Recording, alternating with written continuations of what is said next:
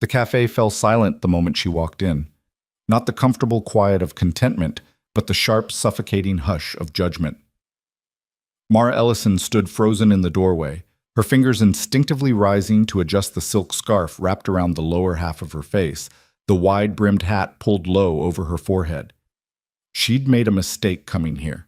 She could feel it in every pair of eyes that flickered toward her, then deliberately away, as if her presence was something obscene, something that shouldn't be acknowledged in polite company. Whispers rippled through the crowded space like poison spreading through water. A mother pulled her child closer. A businessman's lip curled in poorly disguised disgust. Mara's breath caught, shame burning hotter than the fire that had scarred her skin 3 years ago. She turned to leave, to retreat back into the safety of shadows where people like her belonged. And then someone stood up. If you want to know what happens when one broken person refuses to look away from another, stay with me until the end of this story. And if this reaches you, hit that like button and comment your city below. I want to see how far Mara and Ethan's story can travel. The man who stood wasn't remarkable at first glance. Ethan Brooks was 34, though the lines around his eyes suggested a harder journey than his years warranted.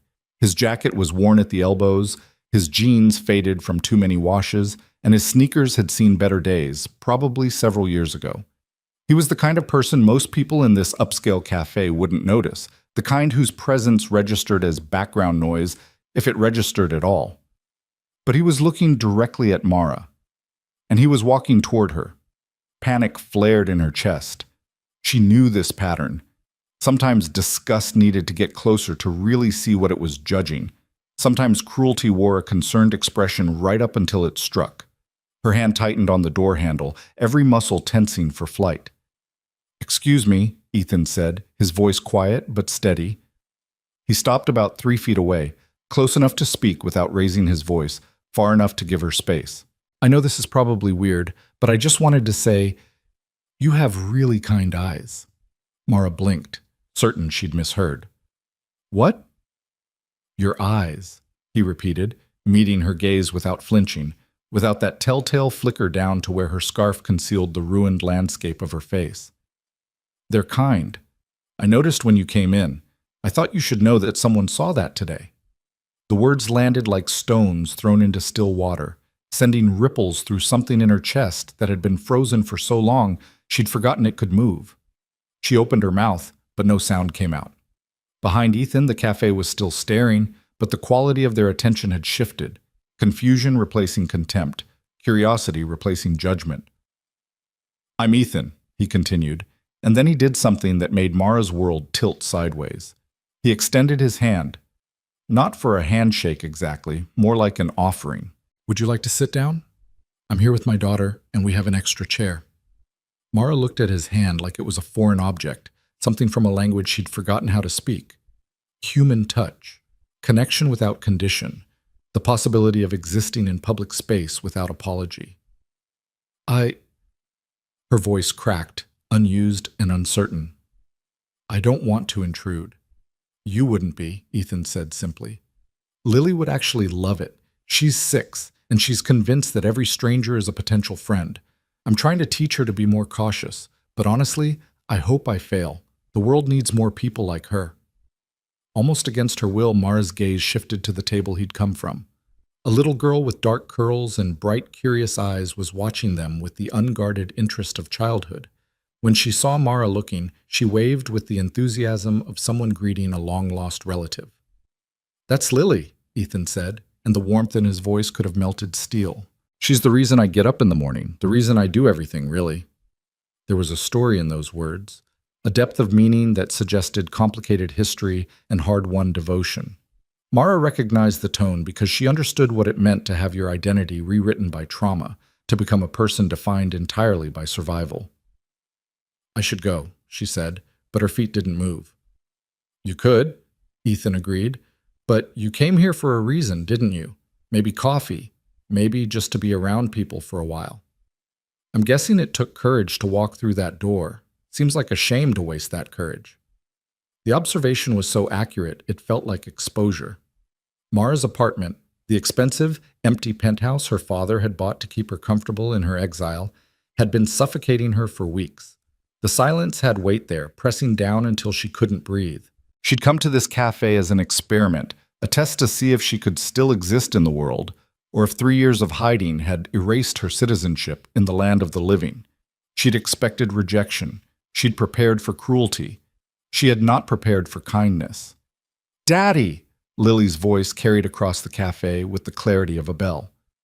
"Is the lady coming to sit with us?"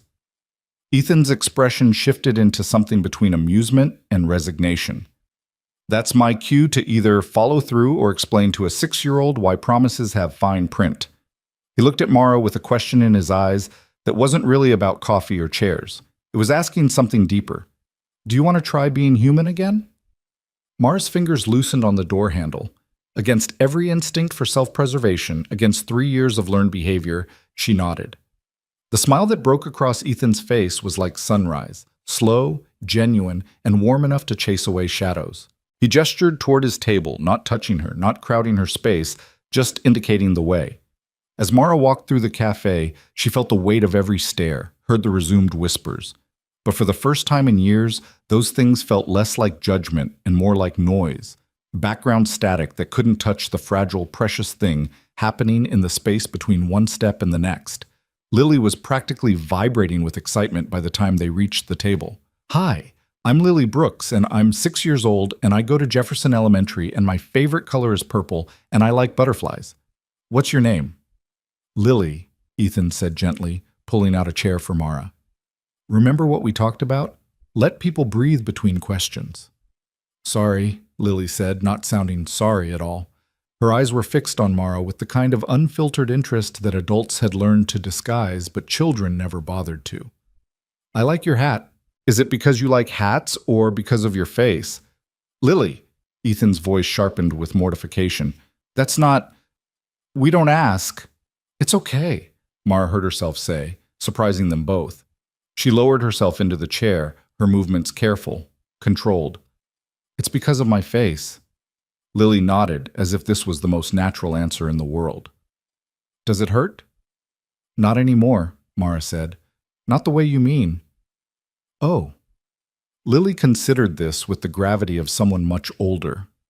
"Daddy says that sometimes things hurt on the inside even when they look okay on the outside. Is it like that?"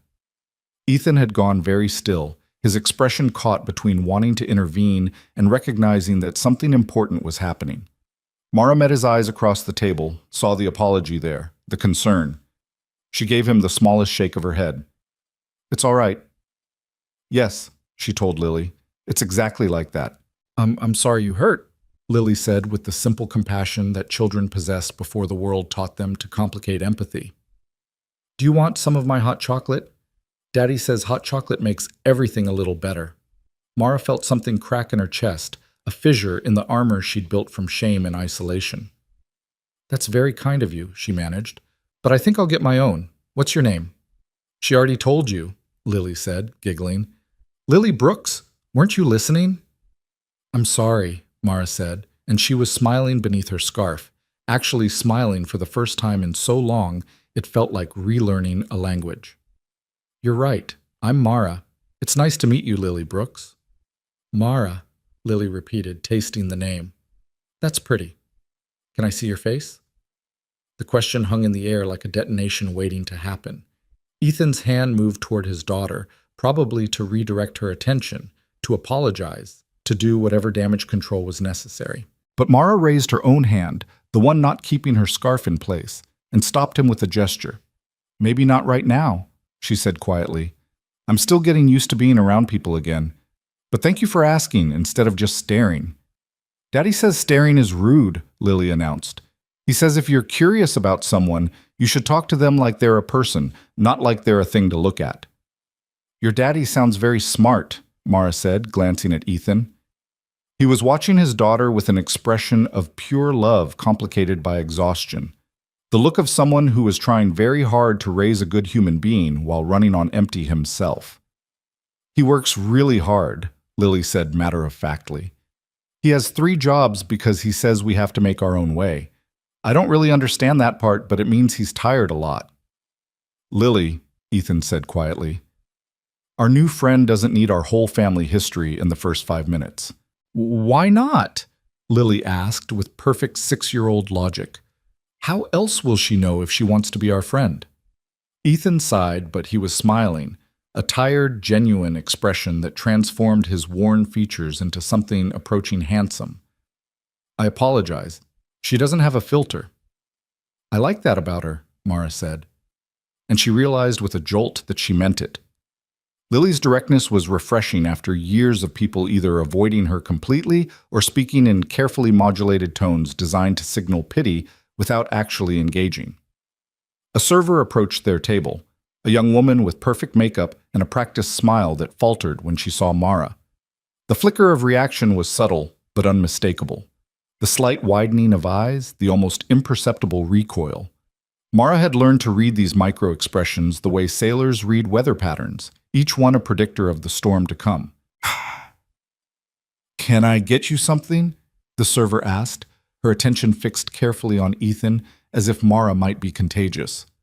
Before Mara could speak, before she could retreat into the familiar pattern of making herself small and unobtrusive, Ethan leaned forward. My friend here, he said, emphasis deliberate on the word friend, would like to order. Mara? The server's gaze flickered to Mara's face, then away, then back with visible effort. What can I get you? Coffee, Mara said, her voice steadier than she felt. Black, and one of those pastries in the case, the one with the berries. Sure, the server said, scribbling quickly. Anything else? That's all, Mara said. Thank you. When the server left, Lily was studying Mara with renewed interest. You're very polite, she observed. Daddy says politeness costs nothing but means everything. Do you think that's true? I do, Mara said. She was acutely aware of Ethan across the table, the weight of his quiet presence. He wasn't staring, wasn't making a show of his acceptance. He was just there, solid and steady in a way that suggested reliability worn down by circumstance but not broken by it. Daddy, Lily said suddenly, is Mara going to be our friend now? That's up to Mara, Ethan said carefully. Friendship is something people choose together. We can't make that decision for her. Lily turned to Mara with all the seriousness of a contract negotiation. Do you want to be our friend? The question was so simple, it was devastating. Mara's throat tightened. When had anyone last asked for her companionship without condition? When had anyone last suggested that knowing her might be a choice made from desire, rather than obligation or pity? I'd like that, she said quietly, if you'll have me. We'll have you, Lily announced with the confidence of someone brokering a major deal. Right, Daddy? Right, Ethan said, and when his eyes met Mara's, there was understanding there. A recognition that they were both people carrying weight the world couldn't see, both trying to navigate survival while maintaining something approaching hope. The server returned with Mara's coffee and pastry, setting them down with quick efficiency before retreating. Mara wrapped her hands around the warm cup, grateful for something to hold, something to ground her in this moment that felt increasingly surreal. So, Ethan said, settling back in his chair with the ease of someone comfortable with silence but willing to fill it. What brought you out today? Besides Lily's magnetic personality. Mara laughed, an actual laugh that surprised her with its sound. Cabin fever, she admitted. I don't get out much. Same, Ethan said. Between work and parenting and work, I don't have much of a social life. This, he gestured at the cafe, is about as exciting as it gets for me these days. What do you do? Mara asked, then immediately regretted the question. Asking about someone's occupation was normal social currency, but it also led to follow-up questions, to reciprocal sharing, to explanations she wasn't ready to give. A little bit of everything, Ethan said with a wry smile. Warehouse work during the day, delivery driving at night, and I pick up handyman jobs on weekends when I can. Glamorous stuff. There was no shame in his voice, but there was exhaustion, the bone-deep weariness of someone working multiple jobs to keep their head above water. Mara recognized it because she'd seen it in her father's employees before her accident, back when she used to visit his company headquarters and actually pay attention to the people who made his empire function. That's 3 jobs, she said quietly. That's not sustainable. You sound like my friend Marcus, Ethan said. He keeps telling me I'm going to burn out, but sustainable is a luxury. Right now I'm focused on sufficient. Daddy provides, Lily said proudly. That's what he says. He provides. The simple declaration carried weight that made Mara's chest ache. She knew people like Ethan existed, people who worked themselves to exhaustion out of love rather than ambition. But she'd never sat across from one, never seen the evidence of sacrifice written in the lines around their eyes. What about you? Ethan asked. What do you do when you're not experiencing cabin fever? The question was casual, conversational, but it opened a door to territory Mara wasn't ready to navigate. What did she do? She existed.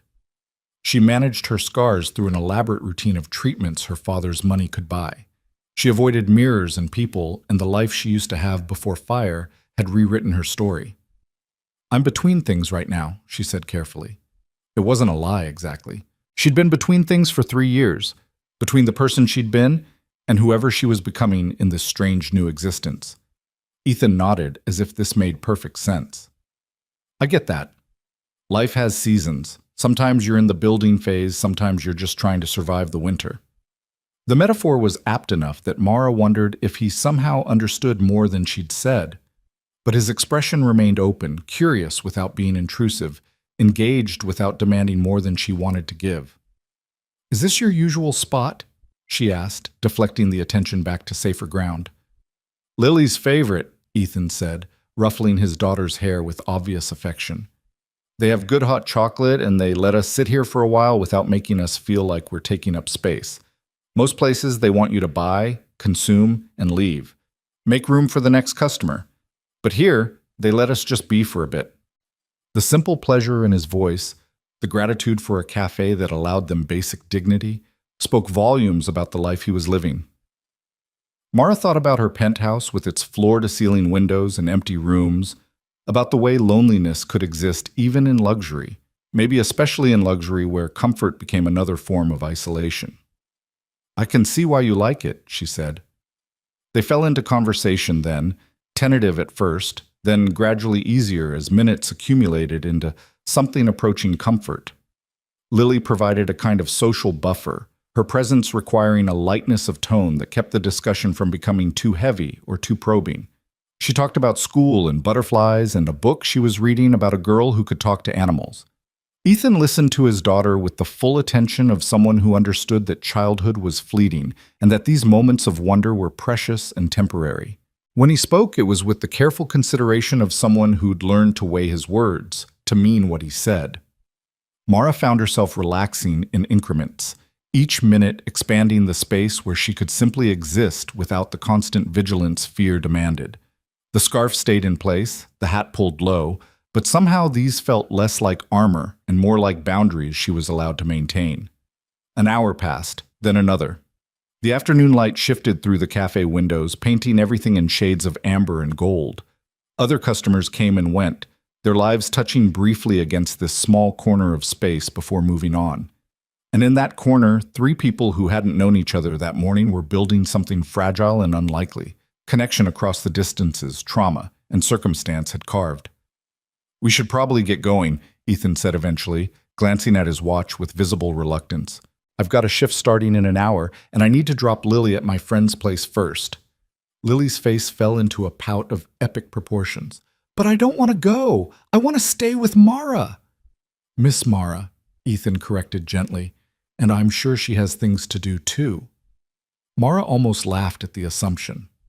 Things to do, as if her calendar was full of obligations rather than empty spaces she filled with avoidance and routine. But she understood what Ethan was doing, giving her an exit, assuming she'd want to escape back to whatever life she'd come from. Actually, she heard herself say, I don't have anywhere to be. The words hung in the air like an invitation neither of them had expected. Ethan studied her face, the visible parts, the eyes she'd always thought were unremarkable until a stranger had called them kind, and something shifted in his expression. Lily's staying with Marcus and his wife tonight, he said slowly. He lives about 20 minutes from here. If you wanted... He paused, seeming to reconsider, then pushed forward. If you wanted to walk with us part way, you'd be welcome. No pressure, but the offer's there. It was such a small thing, a walk, 20 minutes of shared space before inevitable parting. But to Mara, it felt enormous, a bridge extending over the chasm between isolation and connection, asking her to cross without promise of what waited on the other side. She should say no.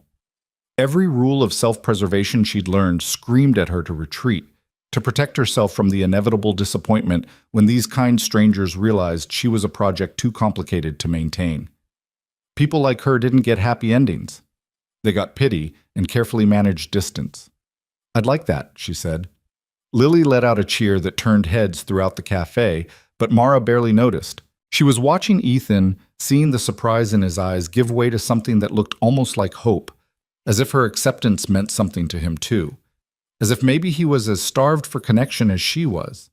They gathered their things, Ethan helping Lily into her coat, Mara adjusting her scarf and hat with practiced efficiency. As they moved toward the door, Mara felt the familiar dread creeping back. Outside was exposure, was daylight without the diffused protection of interior space.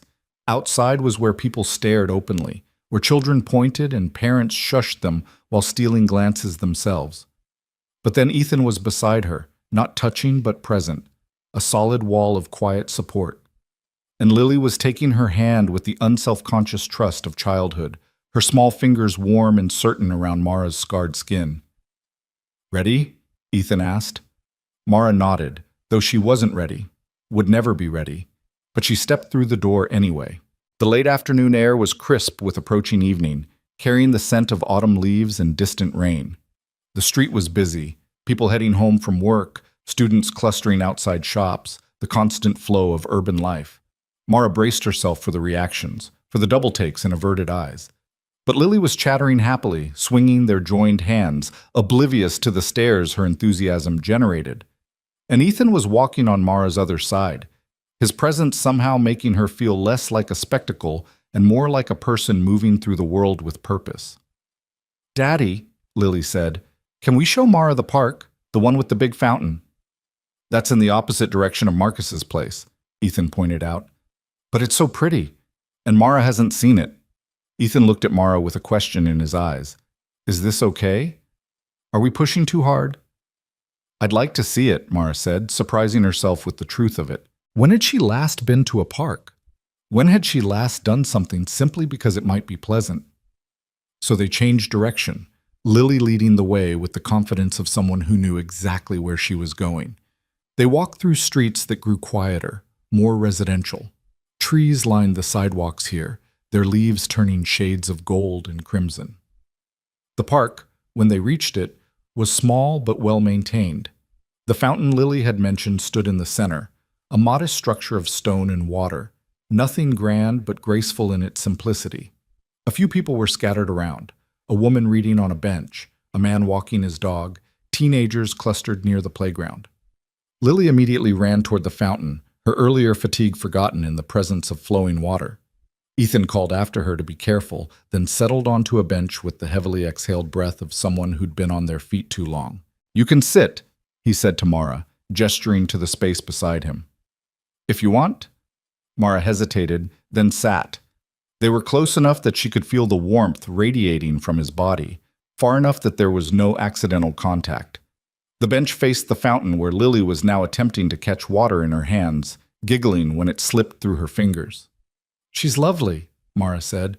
"You've done an amazing job with her." "I'm doing my best," Ethan said, and there was a weight of complicated history in those simple words. "It's not always enough, but it's what I've got to give." "It seems like plenty," Mara said. They sat in comfortable silence for a moment, watching Lily's antics. Then Ethan spoke again, his voice quiet but clear. "Can I ask you something? You can tell me to mind my own business." Mara tensed, waiting for the inevitable questions about her scars, her story, the tragedy that had rewritten her face and her life. "Do you have people?" Ethan asked instead. "Family, friends, people who know you're struggling and are trying to help." The question caught her off guard. "I have a father," she said carefully. "He cares, in his way." "But no one who really sees you," Ethan said. It wasn't a question. Mara turned to look at him fully for the first time since they'd left the cafe. His profile was strong, defined by hard work and harder choices. There was kindness in the set of his jaw, strength in the exhaustion around his eyes. "How did you know?" she asked. "Because I recognized the look," Ethan said simply. "I wear it too. Different reasons, same result. Isolation has a particular kind of weight. You can feel it in a room, how alone someone is, even when they're surrounded by people. And in a cafe," Mara said softly. "You could feel it in a cafe." "Yeah," Ethan agreed. "I could feel it. That's why I stood up. Not because I'm some kind of hero or saint, just because I know what that weight feels like, and sometimes all you need is one person to acknowledge it exists." Mara's vision blurred with tears she refused to let fall. "Thank you," she whispered, "for standing up, for seeing me. Thank you for letting me," Ethan said, "for not running. I wasn't sure you would stay. I almost didn't. But you did." They sat with that truth between them, the simple fact of her staying, of this moment existing when it might not have. Lily's laughter carried across the park, pure and uncomplicated.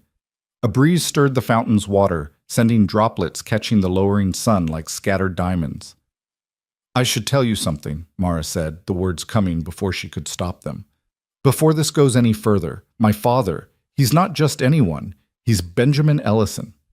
She watched for Ethan's reaction, waiting for recognition to dawn. Benjamin Ellison owned half the commercial real estate in the city, had his fingers in industries ranging from tech to manufacturing. His name appeared in business sections and society pages. He was the kind of man whose influence shaped economies, but Ethan just looked confused. "Should I know who that is?" Mara almost laughed. "He's very wealthy, very powerful. I'm telling you because if we're going to be friends, you should know that my life is complicated, that there are implications to knowing me beyond just my face." "Okay," Ethan said, processing this. "So your dad's rich. That why you've been hiding? People trying to get at him through you?" "Partly," Mara admitted, "but mostly I've been hiding because I'm ashamed, because I let myself believe that these scars make me less than human, that I don't deserve to be seen or known. Your father's protection just made it easier to stay hidden." "For what it's worth," Ethan said quietly, "I think that's bullshit. Respectfully." Mara blinked. "What?" "The idea that scars make you less human, that's bullshit." Ethan gestured to Lily. "You know what she saw when she looked at you? A person. Not a face, not a tragedy, just a person who might want to be her friend. Kids are good at that. They haven't learned to overcomplicate things yet." "Adults are different," Mara said. "Adults are trained to be different," Ethan corrected. "We're taught what to value, what to fear, what to avoid. But none of that is truth with a capital T. It's just conditioning. And conditioning can be unlearned."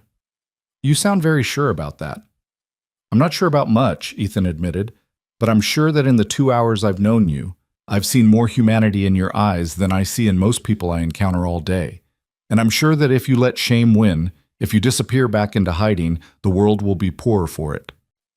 The conviction in his voice made something crack wider in Mara's chest, that fissure that had opened at Lily's simple kindness now spreading, letting light into spaces that had been dark for years. "I don't know how to do this," she confessed. "How to be in the world again, how to let people see me." "One day at a time," Ethan said. "One person at a time. You did it today. You can do it again tomorrow." "What if tomorrow I can't? What if I fail?" "Then you fail," Ethan said with a shrug. "Failure isn't final unless you let it be. You try again the next day, and the day after that. Eventually, the good days start to outnumber the bad ones." "You sound like you've had practice with this philosophy." "I've had practice with surviving," Ethan said. "When Lily's mother left, when I lost my job, when I realized I was going to be raising a daughter alone without a safety net, yeah, I learned that sometimes all you can do is survive today and try again tomorrow." There was story there, depth Mara wanted to explore, but before she could ask, Lily came running back, soaking wet and delighted. "Daddy, I tried to catch the water, but it wouldn't stay in my hands." "That's generally how water works," Ethan said, but he was smiling. We need to get you dried off before we head to Marcus's. He's going to think I let you go swimming in your clothes. Can Mara come? Lily asked hopefully. To Marcus's house? Sweetheart, I'm sure Mara has her own plans. Actually, Mara interrupted, I don't. If the offer's genuine, I'd like to come, if that's okay. Ethan studied her for a long moment. It's more than okay. But I should warn you, Marcus is going to ask 1,000 questions, and his wife Elena will try to feed you whether you're hungry or not. They're good people, but they're a lot. I think I can handle a lot, Mara said, and she meant it. After years of nothing, of silence and isolation, a lot sounded perfect. They walked through the evening together, an unlikely trio that drew stares and whispers but kept moving forward anyway. Lily chattered between them, bridging any awkward silences with the ease of childhood. Ethan pointed out landmarks, told stories about the neighborhood, and Mara listened, absorbed, feeling like someone waking from a long sleep to discover the world had continued spinning without her but might have space for her still. Marcus's house turned out to be a small, well-kept home in a working-class neighborhood. The moment they knocked, the door flew open to reveal a man about Ethan's age with an infectious grin. About time, Lily. Elena made cookies, and she's been waiting. Marcus stopped mid-sentence when he saw Mara. His eyes widened, but to his credit, his smile didn't falter. And you brought a friend. Ethan, you didn't mention you'd be bringing company. It's a recent development, Ethan said, his hand briefly touching the small of Mara's back, a gentle, protective gesture. Marcus, this is Mara. Marcus is my oldest friend, and the reason I haven't completely lost my mind. Debatable, Marcus said, extending his hand. Any friend of Ethan's is welcome here. Come in, come in. They stepped into warmth and the scent of baking. A woman appeared from the kitchen, small, warm-eyed, radiating the kind of comfortable competence that came from genuine kindness. Elena, she introduced herself, looking at Mara with curiosity but without the cruel edge Mara had learned to expect. Please, sit, you must be hungry. And just like that, Mara found herself pulled into the orbit of other people's lives, accepted not because she'd earned it or proven herself worthy, but simply because she'd walked through a door with someone they cared about. The evening unfolded in a blur of conversation, laughter, and the simple domesticity of people sharing space. Lily showed Mara her favorite toys. Elena indeed tried to feed everyone. Marcus told terrible jokes that made Ethan groan. Through it all, Mara felt herself slowly unfurling, like something that had been tightly clenched for years finally learning to relax. She was still wearing her scarf, still hiding, but hiding felt less like necessity and more like choice, a boundary she could lower when ready rather than a prison she couldn't escape. When it came time to leave, Ethan checking his watch with visible reluctance, duty calling him to his night shift, Mara found herself genuinely disappointed to go. Thank you, she told Elena and Marcus, for welcoming me into your home. Come back any time, Elena said, and the invitation felt genuine. Anyone who makes Ethan smile like that is welcome here. Outside, night had fully fallen. The street was quiet, lit by pools of lamplight. Ethan walked Mara to her car, a sleek vehicle that looked completely out of place in this modest neighborhood. This was unexpected, he said as they reached the driver's side door. Good, but unexpected. The best things usually are, Mara said. She hesitated, then made a decision. Can I give you my number, in case you wanted to talk again? I'd like that, Ethan said simply. He pulled out his phone, and they exchanged information with the slightly awkward formality of people navigating new connection. I work a lot, he warned. My schedule is insane, but if you text, I'll respond when I can. That's all I'm asking for, Mara said. Just connection, when possible. They stood there in the lamplight, two people who'd been strangers that afternoon, now tethered by the fragile threads of possibility. Mara knew she should get in her car, drive back to her empty penthouse, return to the safety of solitude. But she didn't want to. For the first time in 3 years, she wanted to stay in the world, wanted to see what might happen next. Ethan, she said quietly, thank you for standing up in that cafe, for not looking away. Thank you for staying, he replied, for giving today a chance. She got into her car finally, started the engine. Through the window, she could see Ethan standing there, hands in his pockets, watching to make sure she got away safely. Such a simple gesture, such profound care. Mara drove through the night, her mind replaying every moment of the day. The cafe, the park, the warmth of Marcus and Elena's home, Lily's unselfconscious affection, Ethan's steady presence, his refusal to be frightened or repelled. When she reached her penthouse, the silence that usually suffocated felt different, less like an ending and more like a pause between chapters. She removed her scarf and hat, caught her reflection in the hallway mirror, something she usually avoided. The scars were still there, of course, the melted landscape of tissue that had replaced the face she used to know. But looking at them now, after a day of being seen and accepted, they felt less like a curse and more like history, something that had happened to her rather than something that defined her completely. Her phone buzzed, a text from an unknown number. "Made it home okay?" Ethan Mara smiled, actually smiled at her scarred reflection, and typed back, "Yes. Thank you for today, for everything." The response came quickly. "Thank you for taking a chance on us. Lily hasn't stopped talking about you. Pretty sure you're her new favorite person. Tell her the feeling is mutual. Will do. Get some rest. Tomorrow's another day." Mara set her phone down and looked around her expensive, empty apartment. Tomorrow was another day. And for the first time in 3 years, that felt like a promise rather than a threat.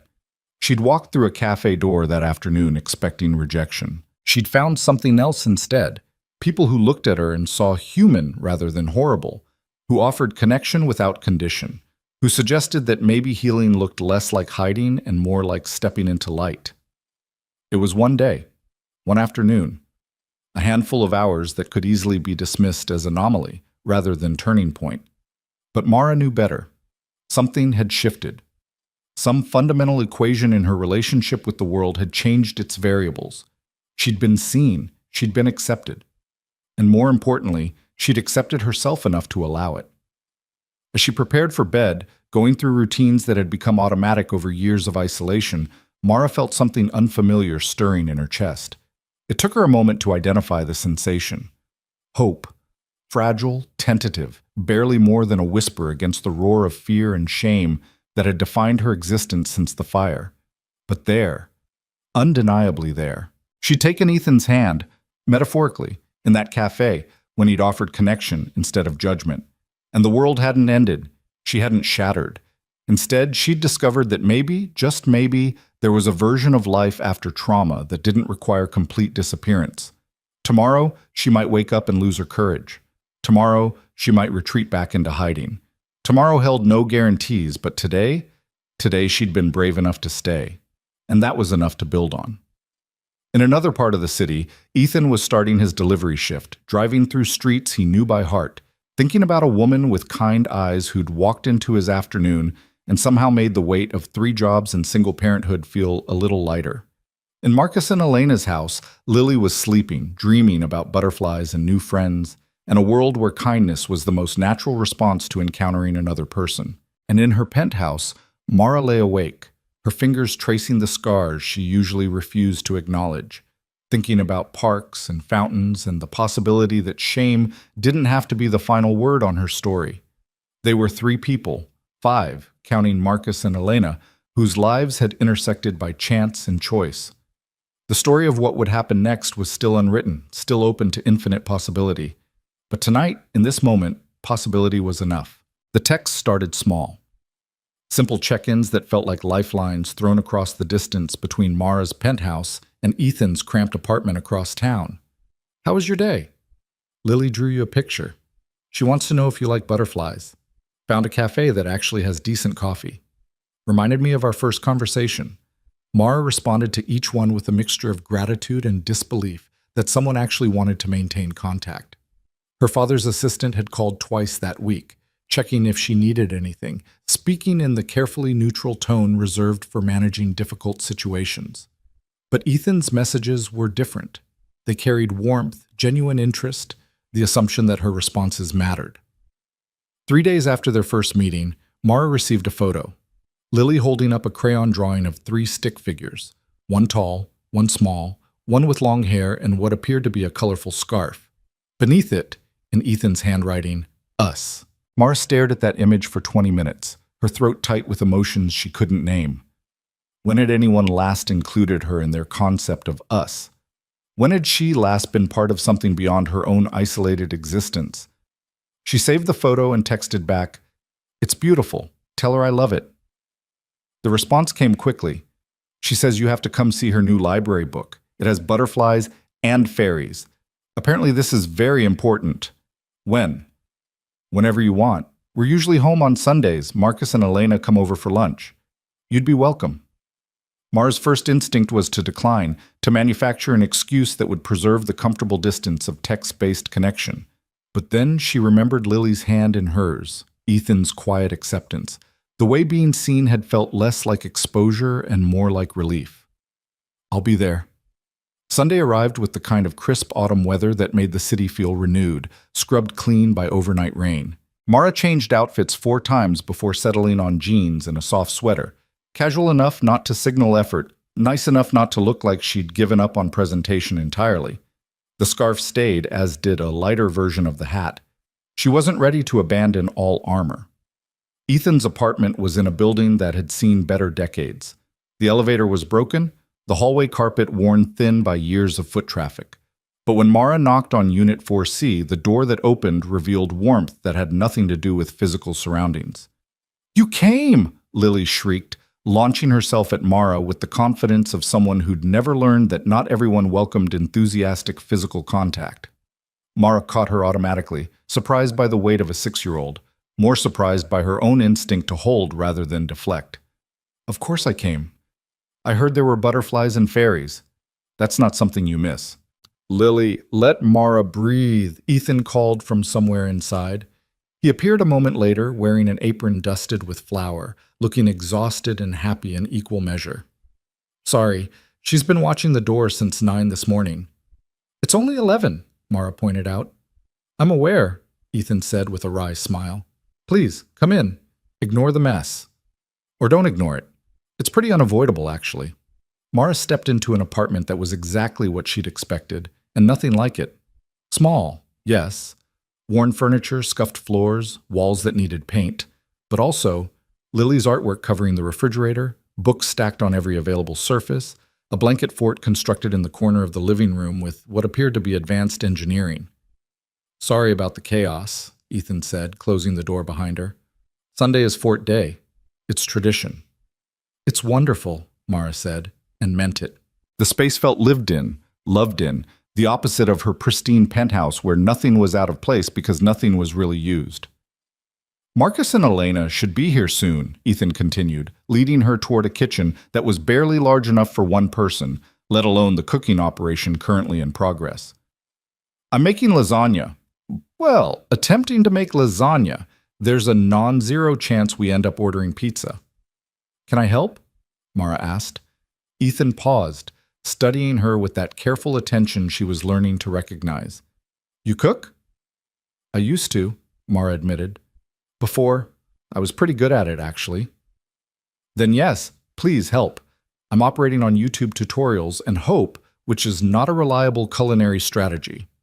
They fell into an easy rhythm, Mara taking over the bechamel sauce that Ethan had been making unnecessarily complicated, Ethan handling the layering with the focused concentration of someone who took instructions very seriously. Lily provided commentary from her position on the counter, where she was supposedly helping but mostly eating shredded cheese. "Daddy says cooking is love made edible," Lily announced. "Is that true, Mara?" "I think it can be," Mara said, adjusting the heat under her saucepan. "When you cook for people you care about, you're giving them your time and attention. That's a kind of love."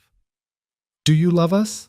Lily asked with the blunt directness that made adults uncomfortable but children found perfectly natural. "Lily," Ethan said quietly, "that's not... People need time before..." "I'm getting there," Mara interrupted, surprising herself. "I like you very much. Love takes time to grow, but like is an excellent start." Lily considered this with the gravity of a philosopher.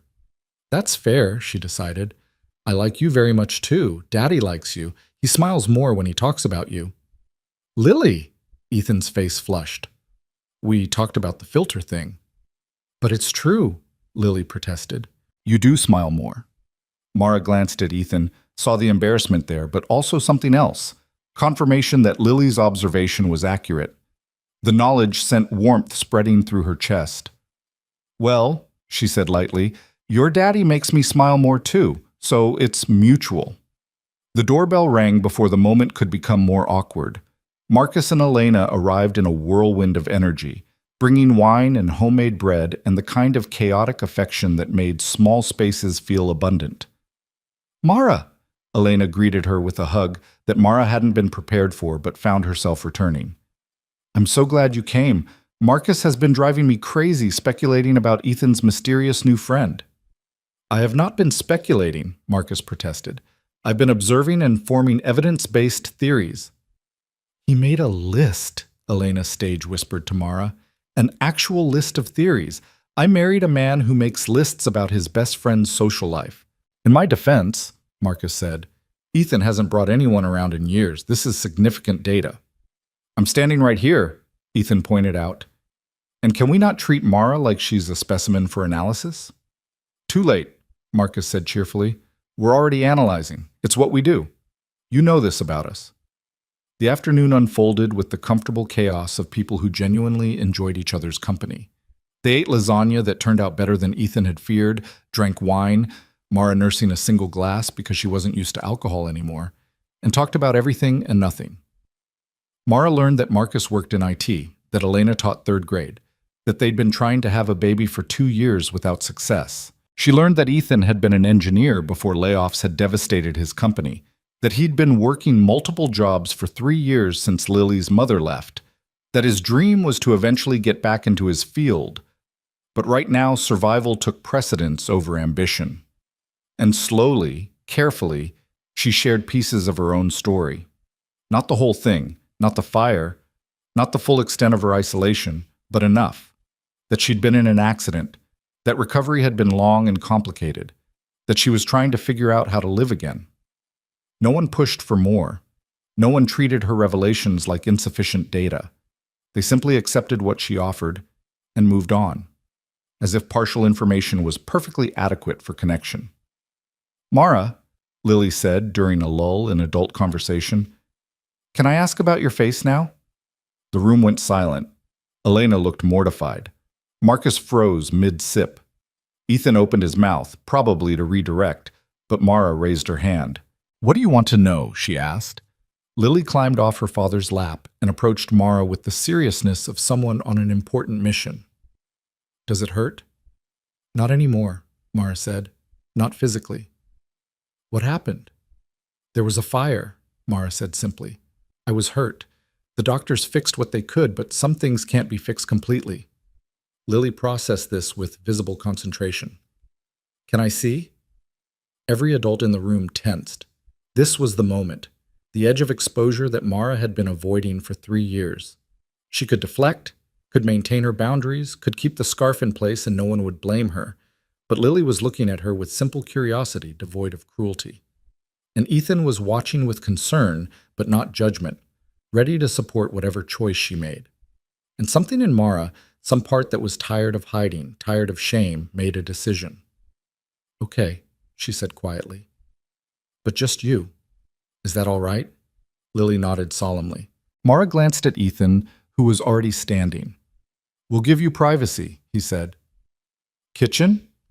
The adults retreated, leaving Mara and Lily alone in the living room. Mara's hand shook as she reached for her scarf. She'd removed it in private countless times, faced her reflection with varying degrees of acceptance and horror. But letting someone else see, choosing exposure, felt enormous. Are you scared? Lily asked.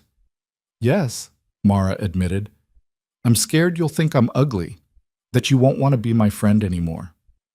That's silly, Lily said with perfect confidence. Friendship isn't about faces. It's about hearts. Daddy taught me that.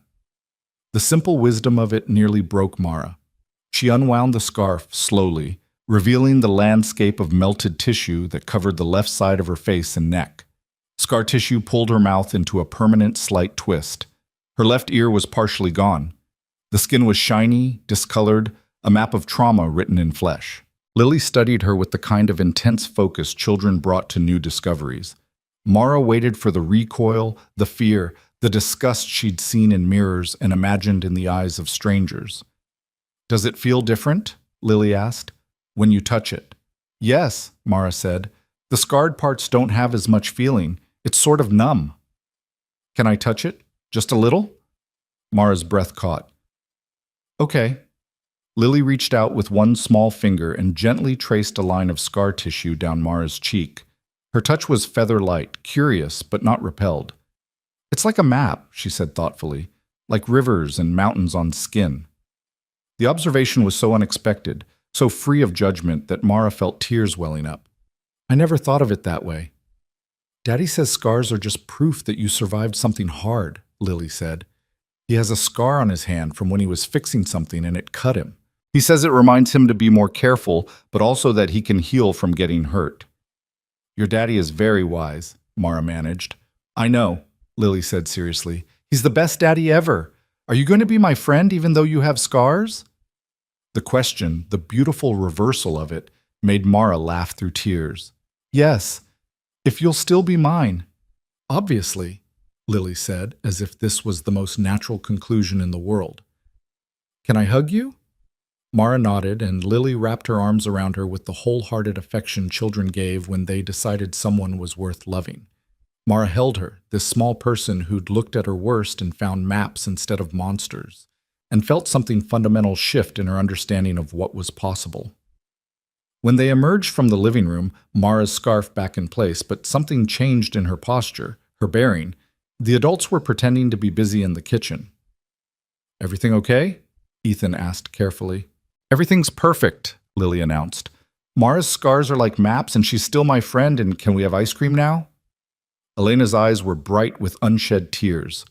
Marcus was gripping his wine glass like it was the only thing keeping him anchored. Ethan was looking at his daughter with such profound love and pride that Mara had to look away from the intensity of it. "Ice cream sounds perfect," Elena said, her voice thick with emotion. They moved back into the living room, the afternoon settling into a different rhythm. Softer, more intimate, as if Lily's acceptance had cracked something open that let them all breathe easier. Mara found herself actually relaxing, her usual hypervigilance fading in the presence of people who'd proven themselves safe. "Can I ask you something?" Marcus said to Mara during a quiet moment while Lily was showing Elena her butterfly book. "And you can absolutely tell me it's none of my business." "Okay," Mara said cautiously. "That first day into the cafe, what made you stay?" "When Ethan approached you." Mara glanced at Ethan, who was watching her with quiet attention. "Honestly, I was so surprised by kindness that I couldn't process what was happening fast enough to run. By the time I realized he wasn't going to be cruel, I was already invested in seeing where it went." "I almost didn't do it," Ethan admitted. "I stood up 3 times before I actually walked over. Kept thinking about all the ways it could go wrong, how I might make things worse." "What changed?" Mara asked. "I imagine Lily asking me later why I didn't help someone who was clearly struggling," Ethan said simply. "I want to raise her to be brave and kind. Hard to teach that if I'm not willing to practice it myself." "Well, I'm grateful for your parenting philosophy," Mara said. "It changed my life." The words hung in the air, bigger than she'd intended. But they were true. One decision, Ethan choosing to stand up, Mara choosing to stay, had altered the trajectory of her entire existence. She was here, in this worn apartment with these generous people, instead of alone in her penthouse contemplating another day of isolation. "Changed mine too," Ethan said quietly. For the record, their eyes met across the small space, and something passed between them. Recognition, possibility, the acknowledgement that whatever was building here mattered to both of them. "Okay, this is getting too serious," Marcus declared. "Who wants to play Cards Against Humanity, the family-friendly version, since we have a 6-year-old? "That's not a real thing," Elena protested. "It is now. I made it, with crayons and aggressive optimism." The evening dissolved into laughter and terrible card combinations, and Lily's delight at being included in adult games even if she didn't understand half the references. Mara couldn't remember the last time she'd laughed this much, this freely. Every time she caught herself being genuinely happy, there was a moment of guilt, as if joy was something she no longer deserved. But then someone would say something ridiculous, and she'd be swept back into the moment. As the sun set and shadows lengthened across the apartment, Marcus and Elena began gathering their things. "We should get going," Elena said reluctantly. "Early morning tomorrow. Third graders wait for no one." "Thanks for coming," Ethan said, hugging them both. "And for the bread, and the wine, and the company." "Thanks for the lasagna that didn't poison us," Marcus replied. "Growth, buddy. We're seeing real growth in your culinary journey." After they left, the apartment felt larger and quieter. Lily was drooping, worn out from a day of excitement. Ethan scooped her up with practiced ease. "Bedtime, little butterfly," he said. "But Mara's still here," Lily protested sleepily. "Mara will still be here when you wake up," Ethan said, then glanced at Mara with a question in his eyes. "I can stay for a bit," Mara confirmed, "if that's okay." "More than okay." Ethan carried Lily to her room, a small space Mara glimpsed briefly, full of books and stuffed animals and glow-in-the-dark stars on the ceiling. She heard the murmur of bedtime routine, Ethan's voice reading a story, Lily's sleepy questions gradually fading into silence. Mara stood in the living room, surrounded by evidence of their life. Photos on the walls. Lily at various ages, always with Ethan, never with a mother in frame. A calendar covered in color-coded schedules. Bills stacked on the counter, some marked with red stamps that probably meant overdue. This was real life. Not the sanitized version money could buy, but the messy, complicated reality of someone doing their best with limited resources and unlimited love. Ethan emerged from Lily's room, leaving the door cracked. "She's out. Today was a big day." "She's incredible," Mara said. "You've done an amazing job with her." "I'm trying," Ethan said, moving to the kitchen to start cleaning up. "Some days I feel like I'm barely keeping my head above water. Other days, like today, I think maybe we're going to be okay." "Can I help?" Mara asked, gesturing at the dishes. "You don't have to." "I want to." They washed dishes side by side, falling into the kind of comfortable silence that suggested familiarity beyond their brief acquaintance. Ethan washed, Mara dried, and the simple domesticity of it felt profound in ways Mara couldn't articulate. "Thank you for today," Ethan said after a while. "For coming. For being patient with Lily's questions. For trusting us." "Thank you for inviting me," Mara replied, "for making space for me in your life." "Mara." Ethan turned off the water, drying his hands on a towel before facing her fully. "I need to say something, and I need you to know I don't have any expectations attached to it." Mara's heart rate picked up. "Okay? I like you," he said simply. "Not because I feel sorry for you, not because I'm some kind of charity case looking for purpose. I like you because you're smart and kind and you make me laugh. Because you showed Lily that strength looks different than she expected. Because in the few times we've talked, I've felt more connected than I have in years." Mara's throat tightened. "Ethan, let me finish," he said gently. "I also know that my life is complicated. I'm broke, I work all the time, I have a kid who has to come first. I can't offer you anything remotely resembling the lifestyle you're probably used to. And I know there are probably 1,000 reasons why anything between us would be complicated, but I needed you to know that whatever this is, it matters to me." The honesty of it, the vulnerable courage it took to say those words, made Mara's eyes burn with tears. "It matters to me too," she whispered. "More than I know how to explain. I've been hiding for so long that I forgot what it felt like to want to be seen. You make me want to be seen." "Then let me see you," Ethan said. He stepped closer, close enough that Mara could feel the warmth radiating from his body. "Not just the parts you think are acceptable. All of it." "I'm scared," Mara admitted, "of disappointing you, of not being enough." "Mara." Ethan's hand came up slowly, giving her time to pull away, before gently touching her face, the scarred side hidden beneath her scarf. "You are already more than enough, exactly as you are." The touch, deliberate, tender, focused on the parts of her she'd learned to hide, broke something open in Mara's chest. She leaned into his palm, feeling the warmth of human contact against skin that had known only clinical examination for years. "Can I kiss you?" Ethan asked quietly. Mara's breath caught. My mouth. The scars pull it. I don't care about that, Ethan said. I care about you. About this moment. About choosing to be brave together. Mara nodded, unable to speak past the emotion clogging her throat. Ethan leaned in slowly, giving her every opportunity to change her mind. His lips met hers with a gentleness that acknowledged her fear and her scars and her worth all at once. It wasn't a perfect kiss. The scar tissue made her mouth less mobile than it once was, and Mara was desperately out of practice. But it was real and honest, and filled with a tenderness that made her believe for the first time in 3 years that maybe she deserved softness after all. When they pulled apart, Mara was crying openly.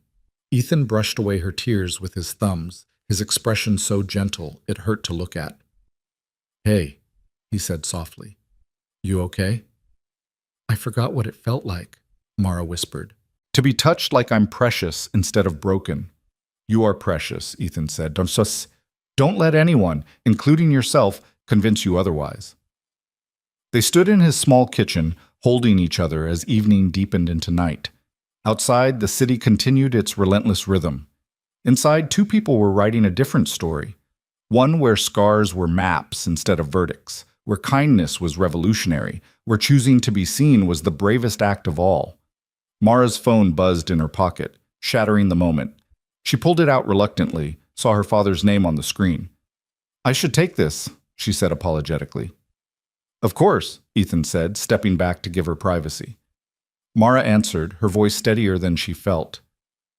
Hello, Dad. Mara. Benjamin Ellison's voice was warm but concerned. I haven't heard from you in days. Are you all right? I'm fine, she said. Actually, I'm better than fine. I've been getting out more, making friends. There was a pause. Friends? Mara, that's wonderful. Who? Just some people I met, she said carefully, glancing at Ethan, who was pretending to be busy organizing already organized cabinets. Good people. I'd like to meet them, her father said. Maybe we could have dinner. I could send a car. Maybe, Mara said, anxiety spiking at the thought of her 2 worlds colliding. Let me think about it. Of course, I don't want to push. I'm just glad you're engaging with the world again. You sound happier. I am happier, Mara admitted, surprising herself with the truth of it. They talked for a few more minutes before ending the call. When Mara turned around, Ethan was watching her with carefully neutral expression. Your father? He asked. Yeah, he wants to meet my new friends. Mara laughed without humor. I can't even imagine how that conversation would go. Dad, this is Ethan. He works 3 jobs and lives in a 1-bedroom apartment with his daughter. But he's the first person in 3 years who's made me feel human, so please don't ruin this. You think he'd try to ruin it? Ethan asked quietly. Mara hesitated. I think he'd try to protect me, which isn't the same thing, but the outcome might be similar. Because I'm not good enough for his daughter, Ethan said. It wasn't a question. Because he has very specific ideas about what my life should look like, Mara corrected. And they don't include... She stopped, realizing how terrible the rest of that sentence would sound. Don't include someone like me, Ethan finished. His voice was carefully neutral, but Mara heard the hurt underneath. That's not what I think, she said urgently. Ethan, It's okay, he interrupted. I get it. I knew going into this that our lives are different. I just didn't realize how much that might matter. It doesn't matter to me, Mara insisted, but it might matter to your father, and eventually we'd have to deal with that. Ethan ran his hand through his hair, exhaustion suddenly visible in every line of his body. Mara, I don't want to be something you have to hide, and I can't be someone who causes problems between you and your family. So what are you saying? Mara asked, fear creeping up her spine. I'm saying we should be realistic about what this is, what it can be. Ethan's voice was gentle but firm. I care about you, but I have Lily to think about. I can't let her get attached to someone who might disappear when reality gets complicated. I'm not going to disappear, Mara protested. Can you promise that? Ethan challenged. When your father finds out you're spending time with a broke single dad, can you promise me you'll fight for this? For us? Mara opened her mouth to say yes, to promise anything, but honesty stopped her. Could she fight her father? Could she stand up to the man who'd protected her, isolated her, loved her in his complicated way? I don't know, she whispered. Ethan nodded, something sad settling in his expression. Then maybe we should slow down, keep this casual. Friends, nothing that requires promises we're not sure we can keep. The words felt like retreat, like doors closing just as they'd begun to open. But Mara couldn't argue because she understood the wisdom in them. She was still finding her courage. She wasn't ready to defend this fragile thing against the weight of her father's expectations. Friends, she agreed, even as her heart cracked around the compromise. I should go. It's late. Let me walk you to your car, Ethan said. They made their way downstairs in heavy silence. The night air was cold, carrying the promise of winter.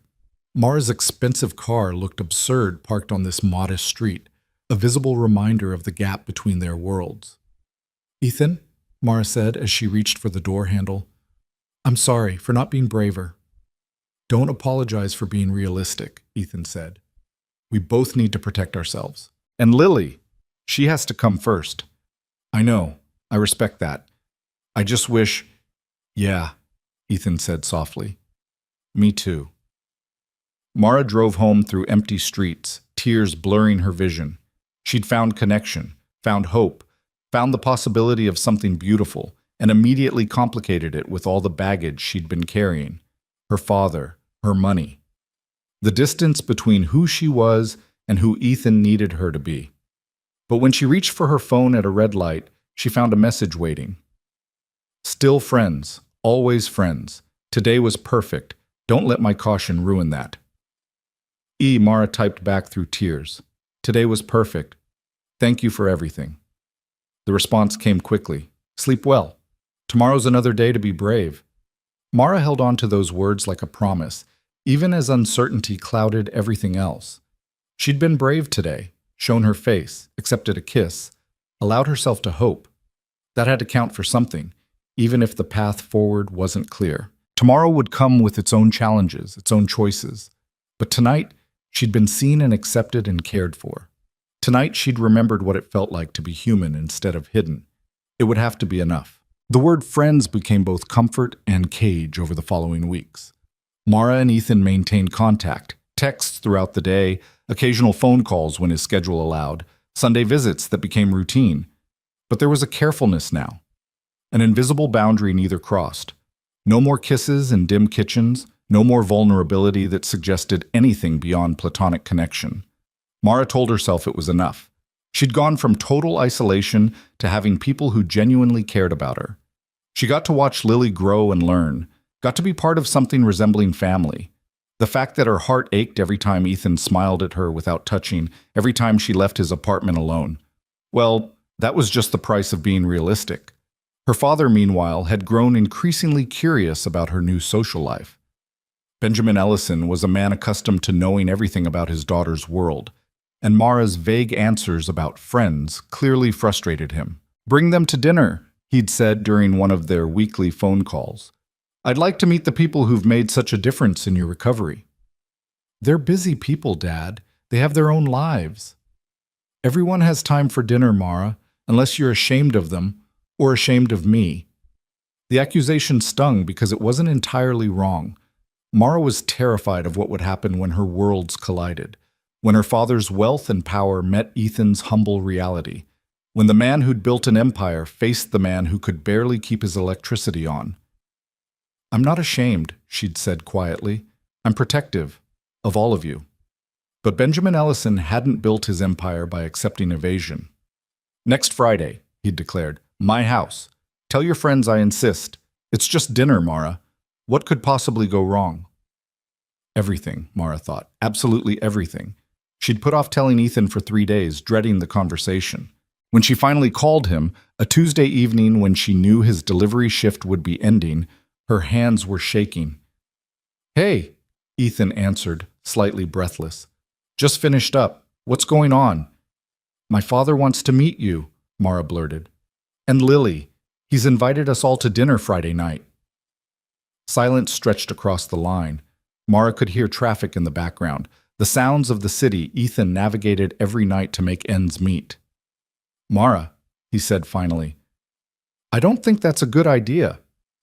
"I know, I agree, but he's insisting, and I don't know how to say no without making things worse."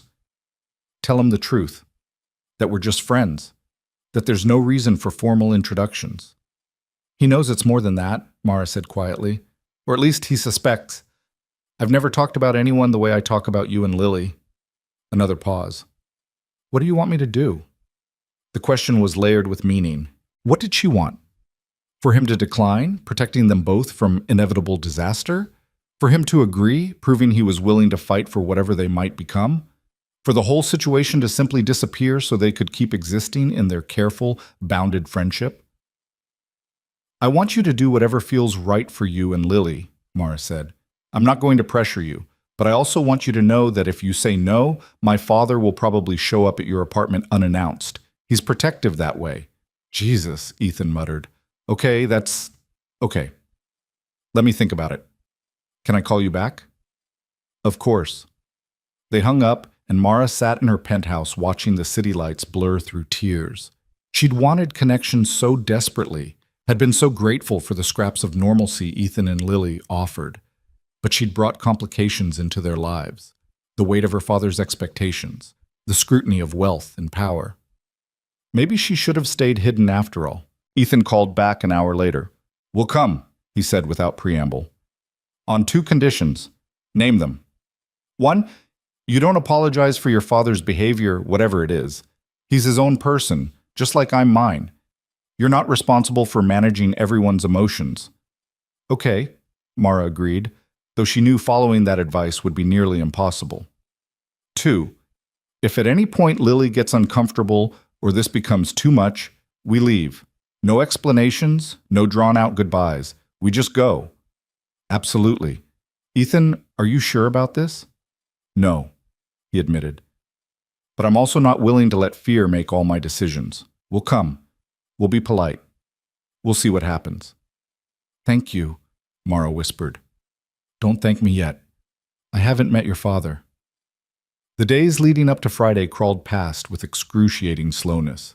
Mara tried to prepare Ethan for what to expect, her father's mansion in the suburbs, the staff, the formality of it all. She tried to downplay the wealth gap, to make it seem less intimidating than it was. "Mara," Ethan finally said during one particularly anxious phone call, "I know I'm poor. You don't have to tiptoe around it. I'm not embarrassed by my life." "I'm not tiptoeing. You are. And I get why. But let's just be honest about what this is. Your father is rich. I'm not. He probably won't approve of me. I'm okay with that as long as you are." "I'm not okay with anyone disapproving of you," Mara protested. "But you won't fight him if he does," Ethan said quietly. "Will you?" The question hung between them like an accusation. Mara wanted to say yes, wanted to promise she'd stand up to her father, defend what was growing between them. But honesty stopped her because she didn't know if she had that courage yet. "I'm working on it," she said finally. "Being brave, standing up, all of it." "I know you are," Ethan said, his voice softening. "I'm not trying to pressure you. I just need to know where we stand." "Where do you want to stand?" "I want—" Ethan stopped, sighed. "I want things that probably aren't realistic. So for now, let's just get through Friday, one crisis at a time." Friday arrived too soon and not soon enough. Mara had arranged for a car to pick up Ethan and Lily, not wanting them to navigate the complicated directions to her father's estate. When the driver texted that he'd collected them, her stomach clenched with anxiety. She'd come early to help prepare, though her father's staff hardly needed assistance. Benjamin Ellison's home was a monument to success, sprawling, immaculate, filled with art that cost more than most people's houses. Mara had grown up here, had once thought this was normal. Now, seeing it through Ethan's eyes, she recognized it for what it was: excessive, intimidating, designed to remind visitors of their host's power. "You're nervous," her father observed as they waited in the formal living room. Benjamin was in his early 60s, still handsome, still commanding despite the gray threading through his dark hair. He wore his wealth casually, expensive clothes that didn't announce their price, confidence that came from never doubting his place in the world. "I want this to go well," Mara admitted. "Why wouldn't it? I'm simply meeting your friends." Benjamin studied his daughter with the sharp attention that had built his empire. "Unless there's something you're not telling me." Before Mara could answer, the doorbell chimed. Her father's butler, yes, he actually had a butler, moved to answer it. Mara's heart hammered as voices echoed from the foyer. Then Lily burst into the room like sunshine personified, her eyes wide with wonder. "Mara, this house is like a castle. Do you have a dragon?" "No dragons," Mara said, unable to help smiling despite her anxiety. "Just us mortals." Ethan followed his daughter more slowly, taking in the room with the careful attention of someone assessing a situation. He dressed up, khakis and a button-down that Mara suspected might be the nicest clothes he owned. His discomfort was visible in the set of his shoulders, the way he stayed close to Lily as if she was his anchor. Benjamin Ellison stood, and Mara watched her father's expression as he took in Ethan, the worn shoes, the off-brand clothes, the visible exhaustion of someone who worked too hard for too little. Something shifted in Benjamin's eyes, a calculation being made. "Mr. Ellison," Ethan said, extending his hand. "Thank you for inviting us. I'm Ethan Brooks. This is my daughter, Lily." Benjamin shook his hand with the firm grip of someone establishing dominance. "Benjamin, please. Any friend of Mara's is welcome here." The words were polite, but the tone suggested evaluation rather than warmth. "Hi," Lily said, apparently immune to intimidation. "I'm 6 and I like butterflies, and Mara is my best friend. Well, one of them. My other best friend is Sophie from school, but she's on vacation." Despite himself, Benjamin's expression softened slightly. "It's nice to meet you, Lily. Mara has told me a lot about you." "She has?" Lily beamed at Mara. "Did you tell him about my butterfly collection?" "I did," Mara confirmed. "And about how smart you are." "Let's move to the dining room," Benjamin suggested. "Dinner should be ready shortly." The dining room was even more intimidating than the living room, a table that could seat 20 crystal chandeliers, artwork that belonged in museums. Lily's eyes went wide, but Ethan's expression had gone carefully neutral, a mask that hid whatever he was feeling. They sat at one end of the massive table, the space somehow making the gathering feel more like a business meeting than a casual dinner. Staff appeared with the first course, a soup Mara knew cost more per bowl than Ethan probably spent on groceries in a week. "So, Ethan," Benjamin said after the initial awkwardness of starting to eat, "Mara tells me you're working several jobs. What field are you in?" "Currently, logistics, delivery, and general maintenance," Ethan said evenly. "Whatever pays the bills." "And before? I imagine you had other aspirations." Ethan's jaw tightened slightly, but his voice remained calm. "I was an engineer, aerospace. Got laid off 3 years ago when my company downsized. Haven't been able to break back into the field." "Aerospace," Benjamin repeated, interest sparking. "Which company?" Ethan named it, and Mara saw recognition flash across her father's face. He knew the company, probably knew about the layoffs that had devastated hundreds of families when private sector contracts dried up. "That was unfortunate timing," Benjamin said. "The industry went through significant restructuring that year." "It did," Ethan agreed. "And by the time it stabilized, I had a gap in my resume that made me less competitive. Plus, single parenthood doesn't exactly scream flexible employee." "Daddy provides," Lily piped up proudly. "He works really hard so we can have what we need." Benjamin's attention shifted to the little girl, his expression unreadable. "Your mother isn't in the picture?" "Dad," Mara said sharply, "that's personal." "It's fine," Ethan said, though his hand had tightened on his fork. "She left when Lily was 3. Decided parenthood wasn't for her. We haven't heard from her since." "I see." Benjamin's tone suggested he saw quite a lot indeed, none of it particularly positive. "That must be challenging, raising a child alone, working multiple jobs. I imagine there's not much time for socializing." The implication was clear. "What are you doing spending time with my daughter?" "I make time for what matters," Ethan said, meeting Benjamin's gaze directly. "Lily comes first, always.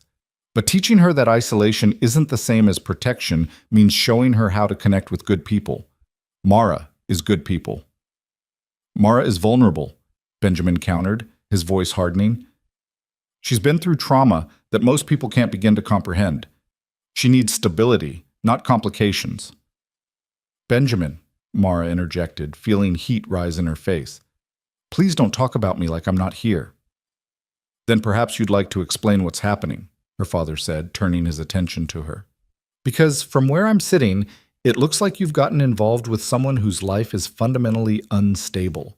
Someone who, however well-meaning, cannot possibly provide the security you need. I'm not looking for someone to provide security, Mara said, her voice shaking. I'm looking for connection, for people who see me as human instead of broken. You're not broken, Benjamin insisted. You're healing, and that process requires protecting yourself from situations that could cause additional harm. Like friendship? Mara challenged. Like finally leaving my apartment and engaging with the world, that's harmful? Like attaching yourself to circumstances that will inevitably disappoint, Benjamin said. Ethan seems like a decent man, but decent doesn't pay bills. Decent doesn't provide the lifestyle you're accustomed to. Decent doesn't guarantee he won't leave when things get difficult. Ethan set down his fork with deliberate care. Mr. Ellison, with all due respect, you don't know anything about my character or my commitment. Yes, I'm struggling financially. Yes, my life is complicated, but I have never abandoned someone I care about, and I never will. You say that now, Benjamin said. But when the novelty wears off, when you realize that Mara's needs are complex and ongoing, will you still be so certain? Dad, stop, Mara said, tears burning in her eyes. You're being cruel. I'm being realistic, Benjamin corrected. Something you've avoided since this started. You've been hiding from the world for 3 years, and the first person who shows you kindness, you latch on to like he's your salvation. That's not healthy, Mara. That's desperation. The words hit like physical blows. Mara saw Ethan flinch, saw Lily's confusion as she looked between the adults, sensing tension she didn't understand. I think we should go, Ethan said quietly, standing. Lily, come on, sweetheart. But we didn't finish dinner, Lily protested. We'll get something on the way home, Ethan said, his voice gentle despite the anger Mara could see in his eyes. Say thank you to Mr. Ellison for having us. Thank you, Lily said dutifully, though she looked on the verge of tears herself. Ethan, wait, Mara started, standing as well. Your father is right, Ethan said, and the resignation in his voice broke something in Mara's chest. This was a mistake. I'm sorry for wasting your evening, Mr. Ellison. You're not wasting anything, Benjamin said, also standing. You're being sensible. Mara needs stability, structure, professional care, not a friendship that confuses sympathy with something more substantial. That's not what this is, Mara said desperately. Dad, you don't understand. I understand perfectly, Benjamin interrupted. I understand that you're lonely and hurting, and you've latched onto the first person who didn't recoil from your scars. But Ethan can't fix what's broken, Mara. No one can, except you. The room fell silent, except for Lily's sniffles. Ethan's expression had gone hard, closed off in a way Mara had never seen. Come on, Lily, he said again, taking his daughter's hand. Ethan, please, Mara begged, following them toward the foyer. Don't leave like this. Your father made his position clear, Ethan said without looking at her. And honestly, maybe he has a point. Maybe you do need more than I can give. Maybe this whole thing was built on desperation and loneliness rather than anything real. That's not true, Mara said, tears streaming down her face now. You know that's not true. Ethan paused at the door, finally turning to face her. His eyes were filled with pain and frustration and something that looked like defeat. Do I? Because right now, standing in this house that probably costs more than I'll earn in my entire life, listening to your father list all the reasons I'm not good enough, I'm not sure what I know anymore. You're good enough, Mara insisted. You're more than good enough. Then prove it, Ethan said quietly. Tell your father that this matters, that we matter, that you're willing to fight for whatever this is becoming. Mara opened her mouth, wanting desperately to say the words, to stand up to her father the way Ethan deserved. But when she glanced back at the dining room, saw Benjamin standing there with that expression of disappointed concern, the words died in her throat. She started, then stopped. I need time. Something in Ethan's expression crumbled. Yeah, he said softly. I figured. Come on, Lily. But Mara's crying, Lily said, pulling against her father's hand. We can't leave when she's crying. Sometimes we have to, Ethan said, his own voice rough with emotion. Sometimes staying just makes things worse. They left, the door closing behind them with quiet finality. Mara stood in the foyer, tears blurring her vision, feeling like she'd just lost something precious because she'd been too afraid to hold on to it. Mara, her father said from behind her, his voice gentle now. I know that was difficult, but it was necessary. You'll understand eventually. Understand what? Mara turned on him, anger finally breaking through the paralysis. That you think I'm so damaged that no one could possibly want me for who I am? That any kindness must be pity? That I should just accept isolation as my permanent state? That you deserve better than settling for someone because they tolerate your appearance, Benjamin said firmly. You're my daughter. You're brilliant and accomplished and worthy of someone who can match your station. I don't have a station anymore, Mara said bitterly. I have scars and shame and 3 years of hiding. Ethan saw past all of that. He and Lily made me feel human again, and you just destroyed it because he doesn't meet your financial standards. This isn't about money, Benjamin insisted. It's about compatibility, stability. It's about control, Mara interrupted. It's about you deciding what's best for me without considering what I want, what I need. What you need is professional help, not a romantic relationship with someone fundamentally unsuited to your life. The words hung in the air like poison. Mara stared at her father, seeing him clearly for perhaps the first time, seeing the love there, yes, but also the limitations of it. He loved her, but his love came with conditions, with requirements she could never meet while she was busy trying to survive. I'm leaving, she said quietly. Mara, no, I'm done with this dinner, with this conversation, with letting you make decisions about my life. She grabbed her coat from the closet, her hands shaking. I spent 3 years hiding because I was ashamed, because I believed I was too damaged to deserve connection. Ethan and Lily showed me that was wrong, and you just confirmed every fear they helped me overcome. You're being emotional, Benjamin said. Sleep on this. We'll talk when you've had time to think rationally. I am being rational, Mara said. For the first time in years, I'm thinking clearly. And what I see clearly is that your protection became a prison. You kept me safe by keeping me isolated. Well, I'm done being safe. I'm done being protected. I'm going to live my life, Dad, with or without your approval. She walked out before he could respond, before she could lose her nerve. The night air was cold, sharp enough to cut through the numbness. Mara pulled out her phone, called for a car, then immediately dialed Ethan's number. It went to voicemail. She tried again. Voicemail. Again. Voicemail. Finally, she texted, I'm sorry, you were right. I should have defended us, defended you. I was a coward, and I'm sorry. The message showed as delivered but not read. Mara stood on her father's circular driveway, watching for her car, feeling like she was standing at a crossroads that would determine the rest of her life. She could go back inside, apologize to her father, accept his version of safety. Return to her penthouse and the comfortable isolation that asked nothing of her but also gave nothing back. Or she could fight. For herself, for Ethan, for the possibility that life after trauma could be more than just survival. The car arrived, a sleek black sedan that felt absurd given the emotional devastation of the evening. Mara climbed in and gave the driver Ethan's address instead of her own. That's a different neighborhood, the driver said carefully. You sure? I'm sure. The drive across the city felt eternal. Mara checked her phone obsessively, hoping for a response from Ethan. Nothing. She'd wounded him by hesitating, by not immediately defending their connection. She'd confirmed his worst fears about the distance between their worlds. When they reached his building, Mara paid the driver and stood on the sidewalk, staring up at the worn facade. This was where Ethan worked himself to exhaustion every day, where he raised his daughter with love and limited resources. where he'd built a life that her father had dismissed as inadequate. She climbed the stairs, the elevator still broken, and knocked on his door. No answer. She knocked again, harder. The door to the adjacent apartment opened, revealing an elderly woman with suspicious eyes. "He's not home. Took his little girl out about an hour ago. Looked upset." "Do you know where he went?" Mara asked. The woman shrugged. "Not my business.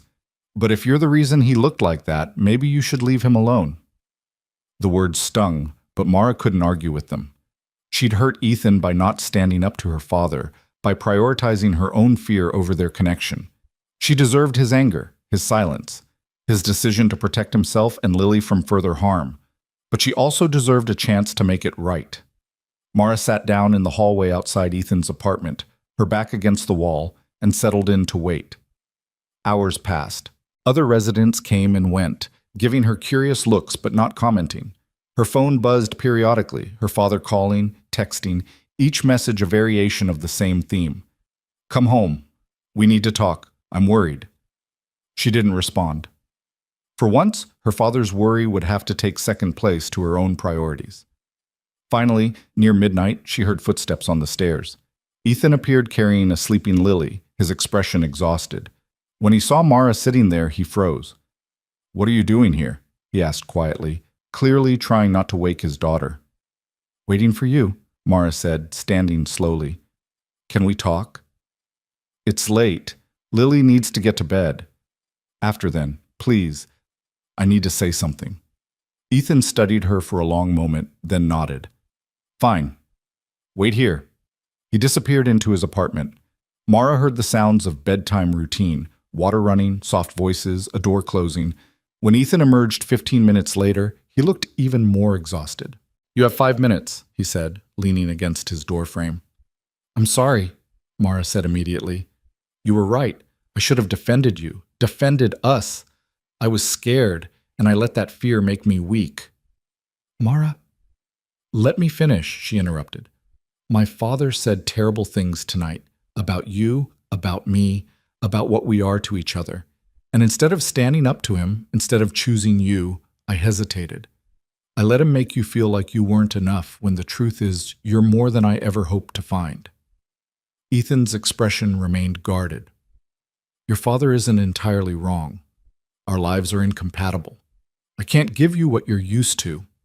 "I don't want what I'm used to," Mara said fiercely. "I want what you've shown me, connection, authenticity, people who value me for who I am instead of what I look like or who my father is. I want Sunday dinners in your small apartment. I want Lily's artwork on the refrigerator. I want someone who looks at my scars and sees maps instead of damage." "You want that now," Ethan said quietly. "But when the reality sets in, when you realize what being with me actually means, will you still want it? Because I can't afford to take my daughter on trips, can't buy her the things other kids have, can barely keep the electricity on some months. That's my reality, Mara, and it's not going to change anytime soon." "I don't care about money," Mara insisted. "Easy to say when you have it," Ethan countered. "Harder to live when you don't." "Then let me help," Mara said. "I have resources." "No." Ethan's voice was firm. "I won't be a project for you to fix. I won't take your money and pretend that doesn't change the dynamic between us. I need to stand on my own, Mara, for myself and for Lily." "That's not what I meant." "I know what you meant, and I appreciate it. But this is exactly what I was afraid of. The distance between our lives isn't just financial. It's fundamental. You think in terms of resources and solutions. I think in terms of survival and pride. Those don't mix well." Mara felt desperation clawing at her throat. "So what are you saying? That it's over before it really began?" Ethan sighed, running his hand through his hair. "I'm saying I don't know. I'm saying tonight proved that this is more complicated than either of us wanted to admit. I'm saying I need time to think about whether I can give Lily what she needs while also trying to navigate whatever this is with you." "Lily loves me," Mara said quietly. "I know she does. Which is exactly why I have to be careful. If this falls apart, when your father's pressure becomes too much, when reality crushes the fantasy, she'll be heartbroken. And unlike you, she doesn't have years of therapy and resources to help her process that loss." The words hit like accusations because they carried truth. Mara had been thinking about her own loneliness, her own need for connection. She hadn't fully considered what it meant to become part of Lily's life, only to potentially disappear. "I won't disappear," she said. "I promise." "Don't make promises you're not sure you can keep," Ethan said wearily. "Go home, Mara. Get some sleep. We'll talk when we've both had time to process tonight." "Ethan?" "Please," he said, and the exhaustion in his voice was profound. "I can't do this right now. I'm tired, I'm angry, and I'm scared of making decisions I'll regret. Just give me some space." Mara wanted to argue, wanted to push, wanted to make him understand that she was serious about fighting for this. But she also recognized that pushing when someone asked for space was the opposite of respect. "Okay," she said quietly. "I'll give you space. But Ethan, I meant what I said. You're more than enough. And I'm going to prove that to you, even if it takes time." She turned to leave, made it 3 steps before Ethan's voice stopped her. "Mara?" She turned back, hope flaring. "For what it's worth," he said softly, "tonight, before your father started in, I was happy. Seeing you in that world, knowing you were willing to share it with me and Lily, that meant something." "It meant something to me too," Mara whispered. They stood there for a moment, 2 people separated by 3 feet of hallway and a chasm of uncertainty. Then Ethan stepped back into his apartment and gently closed the door. Mara descended the stairs slowly, her heart heavy with everything said and unsaid. When she reached the street, she called for another car and finally checked her messages. 17 missed calls from her father, 23 text messages, each one a variation on the theme of concern masking control. She typed out a response. "I'm fine. I need space. Please respect that." The reply came immediately. "We need to talk about tonight." "No, we don't. You need to accept that I'm an adult capable of making my own decisions, even if you don't agree with them. Mara, I'm trying to protect you. I know, but I don't need protection from connection. I need support in building the life I want. If you can't give me that, then we need to reevaluate our relationship." She sent the message and then did something she'd never done before. She turned off her phone. Completely. No more notifications, no more calls, no more parental pressure bleeding into every decision. The car arrived and Mara gave her penthouse address. As they drove through the late-night city, she thought about crossroads and choices, about courage and consequence. She'd spent 3 years letting fear make her decisions. Tonight, she'd let it happen again when she hesitated to defend Ethan. But she was learning. Slowly, painfully, she was learning that hiding was easier than fighting, but fighting was the only path to actually living. Tomorrow, she would figure out her next steps. Tomorrow, she would decide how to bridge the gap between who she'd been and who she wanted to become. Tomorrow, she would find a way to prove to Ethan and to herself that she was capable of choosing courage over comfort.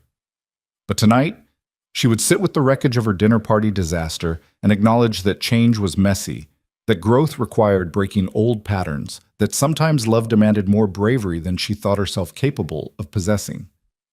The penthouse was dark and silent when she arrived, a monument to expensive solitude. Mara stood at the floor-to-ceiling windows, looking out at the city lights, thinking about Ethan somewhere out there in his small apartment, probably lying awake running through the same circular thoughts. She'd hurt him tonight by hesitating, but she'd also learned something crucial. She didn't want a life where hesitation was her default response. She didn't want to be the person who chose safety over substance, who let other people's expectations dictate her relationships. She wanted to be brave. And brave meant fighting for what mattered, even when, especially when, the fight was hardest.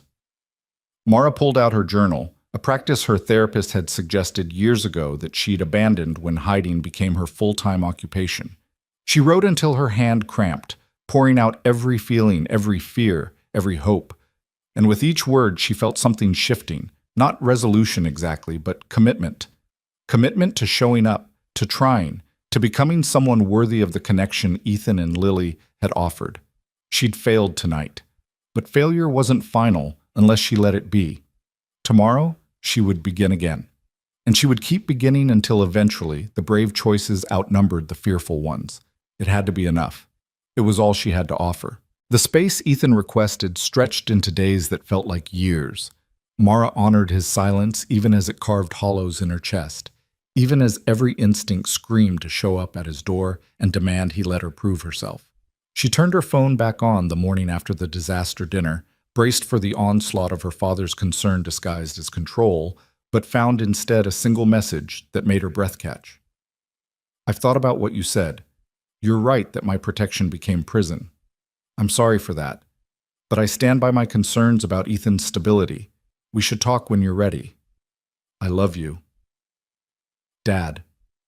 It wasn't surrender, but it was acknowledgement. Benjamin Ellison admitting fault, even partially, was rarer than solar eclipses. Mara stared at the message for a long time before typing back a simple response. I love you too, but I need to figure this out on my own. She spent those silent days doing something she should have done years ago, actually working on herself rather than just surviving. She scheduled appointments with her therapist, increased the frequency to twice weekly. She researched scar revision treatments she'd been avoiding out of shame. She left her penthouse every day, even when anxiety screamed at her to stay hidden, forcing herself to exist in public spaces until the stairs felt less like knives and more like background noise. And she waited. For Ethan to process, to decide, to reach out or not reach out. The uncertainty was agonizing, but she was learning that sometimes love meant giving people space even when you desperately wanted to close the distance. On the fourth day, her phone rang. Not Ethan's number, but Marcus's. Mara's heart lurched as she answered. Marcus?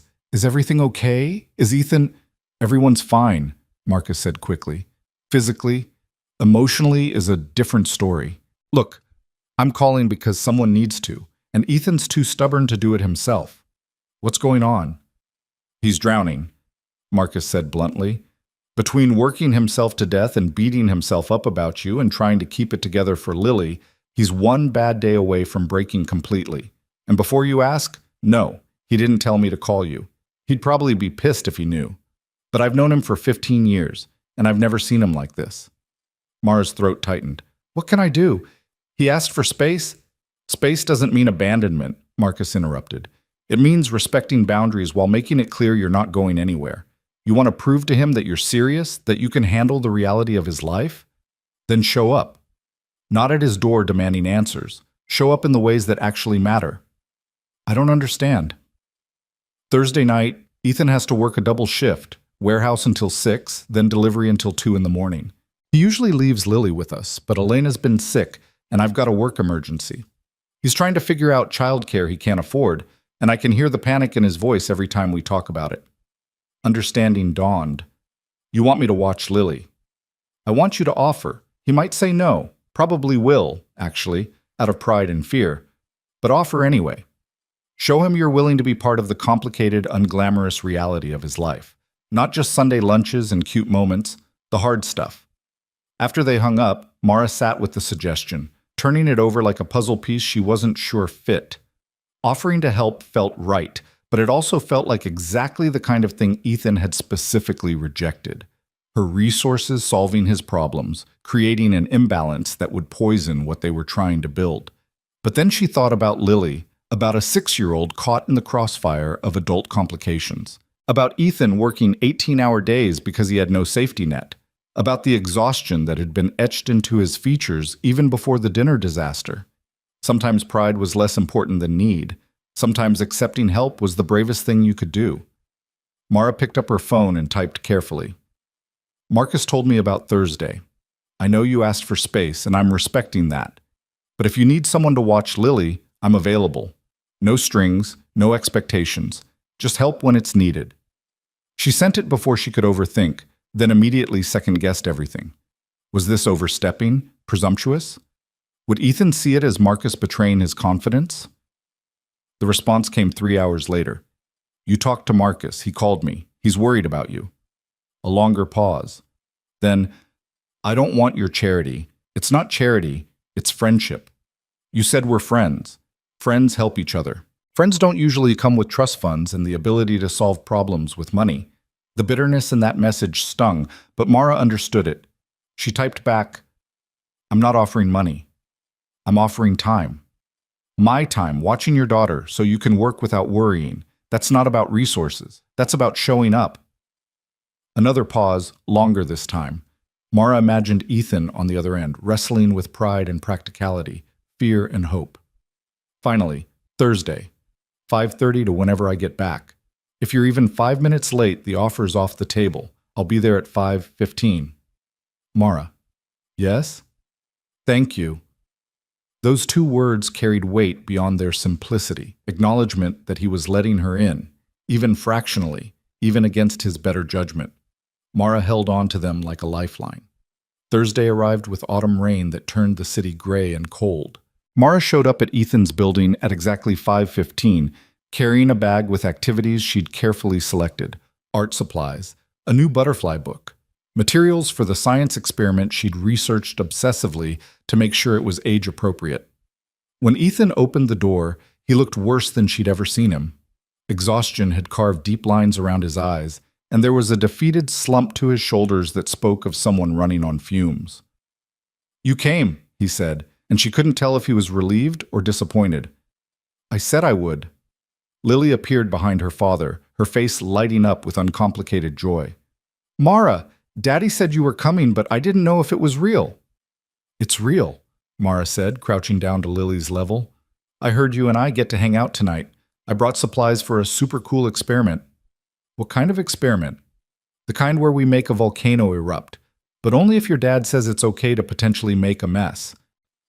Ethan's expression softened slightly despite his obvious wariness. "A volcano is fine. Just maybe use the bathtub for the eruption part." "Noted." Mara stood, meeting his eyes. "Go, work. We'll be fine." "Bedtime is 8:30, Ethan said, shifting into instruction mode. "She needs to brush her teeth for 2 full minutes. She'll say she did it, but she won't have. No sugar after 7. If she says her stomach hurts, she's probably just anxious. Her nightlight has to stay on, and she sleeps with the stuffed elephant named Mr. Trunk." "Got it," Mara said, committing every detail to memory. "If there's any emergency, any at all, you call me immediately. I don't care what shift I'm on." "I will. Ethan, we'll be okay. I promise." He hesitated, clearly torn between necessity and 1,000 different fears. Then he kissed the top of Lily's head and grabbed his keys. "Be good for Mara," he told his daughter. Then to Mara. "Thank you, really." After he left, the apartment felt simultaneously larger and more intimate. This was Ethan's space, filled with evidence of his life. Bills stacked on the counter, Lily's schoolwork on the refrigerator, photos documenting 6 years of single parenthood. Mara felt like an intruder, but also like someone being trusted with something precious. "Can we do the volcano now?" Lily asked. "Absolutely. But first, have you had dinner?" "Daddy left mac and cheese, the box kind, not the fancy kind." They ate together at the small kitchen table, Lily chattering about school and her friend Sophie, who was back from vacation, and a boy named Tyler who'd pulled her hair, but she'd told the teacher. Mara listened with the attention she'd give to crucial information, understanding that these small details were the fabric of Lily's world. After dinner, they set up the volcano experiment in the bathtub, Lily bouncing with excitement as Mara explained the science behind baking soda and vinegar reactions. When the lava erupted in a foaming cascade, Lily shrieked with delight, and Mara felt something in her chest expand. Joy that wasn't about her own needs, but about making someone else happy. They cleaned up the mess together, Lily chattering nonstop about how she was going to tell Sophie about this tomorrow. Bath time followed, then pajamas, then the elaborate bedtime routine Ethan had described. Mara read 3 books, Lily's choice, about butterflies and fairies and a girl who discovered she had magic powers. "Mara?" Lily said as Mara was tucking her in with Mr. Trunk. "Are you and Daddy fighting?" The question caught Mara off guard. "What makes you think that?" "He's been sad, and you haven't been here. And when he talks about you, he gets this look like when I broke his favorite mug and felt really bad." Mara sat on the edge of the bed, smoothing Lily's hair back from her forehead. "We're not fighting exactly. We're trying to figure some things out. Adult stuff that's complicated." "Is it because of your scars?" Lily asked with the bluntness that made adults uncomfortable. "No, sweetheart. It's because sometimes people care about each other but have to figure out how to make that work with the rest of their lives." "Do you care about Daddy?" I do. Very much. Does he care about you? I think so. I hope so. Lily was quiet for a moment, processing. I want you to stay, she said finally. Not just tonight. Forever. You make Daddy smile, and he doesn't smile enough. The simple declaration made Mara's eyes burn with tears. I want to stay too, but that's not just my decision. Your dad has to want it too. He does, Lily said with absolute certainty. He's just scared. He gets scared about money and jobs and if he's doing okay with me. But when you're here, he's less scared. I can tell. Out of the mouths of children came truths adults spent years dancing around. Mara kissed Lily's forehead gently. Thank you for telling me that. Now get some sleep. Your dad will want to hear all about the volcano tomorrow. Will you be here when he gets home? I'll be here. Good, Lily said, already drifting off. I like when you're here. Mara stayed until Lily's breathing evened into sleep, then carefully retreated to the living room. She cleaned the kitchen, dishes Ethan had left in his rush to work, surfaces that needed wiping. She folded the laundry she found in a basket by the couch, recognizing the act as intimate, a crossing of invisible boundaries between casual friend and something more. Then she settled onto the worn couch and waited, watching the clock tick toward midnight, then 1, then 1:30. She researched scar revision techniques on her phone, read articles about single parenthood and economic stress, tried to understand the world Ethan navigated daily. At 2:17 in the morning, she heard keys in the lock. The door opened slowly, Ethan clearly trying not to make noise. When he saw Mara awake on his couch, he froze. You waited up, he said. I told Lily I'd be here when you got home. Didn't want to make myself a liar. Ethan closed the door behind him, set down his keys with careful quietness. He looked utterly spent, the kind of exhaustion that came from working 18 hours doing physical labor and emotional calculus in equal measure. How was she? He asked. Perfect. We made a volcano, took a bath, read books, talked about butterflies and magic. She's asleep with Mr. Trunk. Something in Ethan's expression cracked, relief mixed with something that looked dangerously close to tears. He sank into the chair across from Mara, dropping his head into his hands. I can't keep doing this, he said, his voice muffled. Working like this, constantly on the edge, never sure if I'm enough for her. It's killing me. Mara moved to sit on the floor in front of him, not touching, but close. You're more than enough. Lily knows that. Anyone who sees you two together knows that. Do they? Ethan looked up, and his eyes were red-rimmed with exhaustion and unshed tears. Because from where I'm sitting, I'm one missed shift away from not making rent, one sick day from losing a job, one bad decision from failing her completely. And then you walk in with your resources and your stability and your ability to just solve problems that I can't even begin to address. And it makes me feel like maybe your father was right. Maybe I can't give you what you need. Maybe I can't even give Lily what she needs. Stop, Mara said firmly. Your worth isn't measured by your bank account. Lily is happy, healthy, loved beyond measure. You're giving her everything that actually matters. Love doesn't pay for college, Ethan said bitterly. Doesn't buy school supplies or fix broken appliances or cover medical bills. No, but it builds humans who know they're valued, who understand that their worth isn't conditional. Mara chose her next words carefully. Ethan, I'm not trying to solve your problems with money, but I am trying to understand them. And what I understand is that you're drowning because you won't let anyone throw you a rope. Because accepting the rope means admitting I'm drowning. You're already drowning. Everyone can see it. The only question is whether you're going to grab the help being offered or go under out of pride. Ethan laughed without humor. Is this the help being offered? You watching my kid so I can work myself to death? That's not solving the problem, Mara. That's just making it more comfortable. Then what would solve it? Mara challenged. Tell me what you need. I need a job that pays living wages. I need childcare I can afford. I need the engineering degree I spent 4 years earning to actually mean something again. I need a world that doesn't punish single parents for existing. Ethan's voice rose with frustration before he caught himself, glancing toward Lily's room. More quietly, I need things you can't give me. Maybe not, Mara conceded. But I can give you tonight. I can give you tomorrow night if you need it. I can give you moments where you don't have to carry everything alone. That's not charity, Ethan. That's what people do when they care about each other. And when your father finds out you're playing nanny to my kid, when he realizes you're getting deeper into my life instead of backing away like he wants, what then? Then that's between me and my father, Mara said, not between you and me. Ethan studied her face, searching for something. You really think you can stand up to him after what happened at that dinner? I think I'm learning to, Mara said honestly. I failed that night.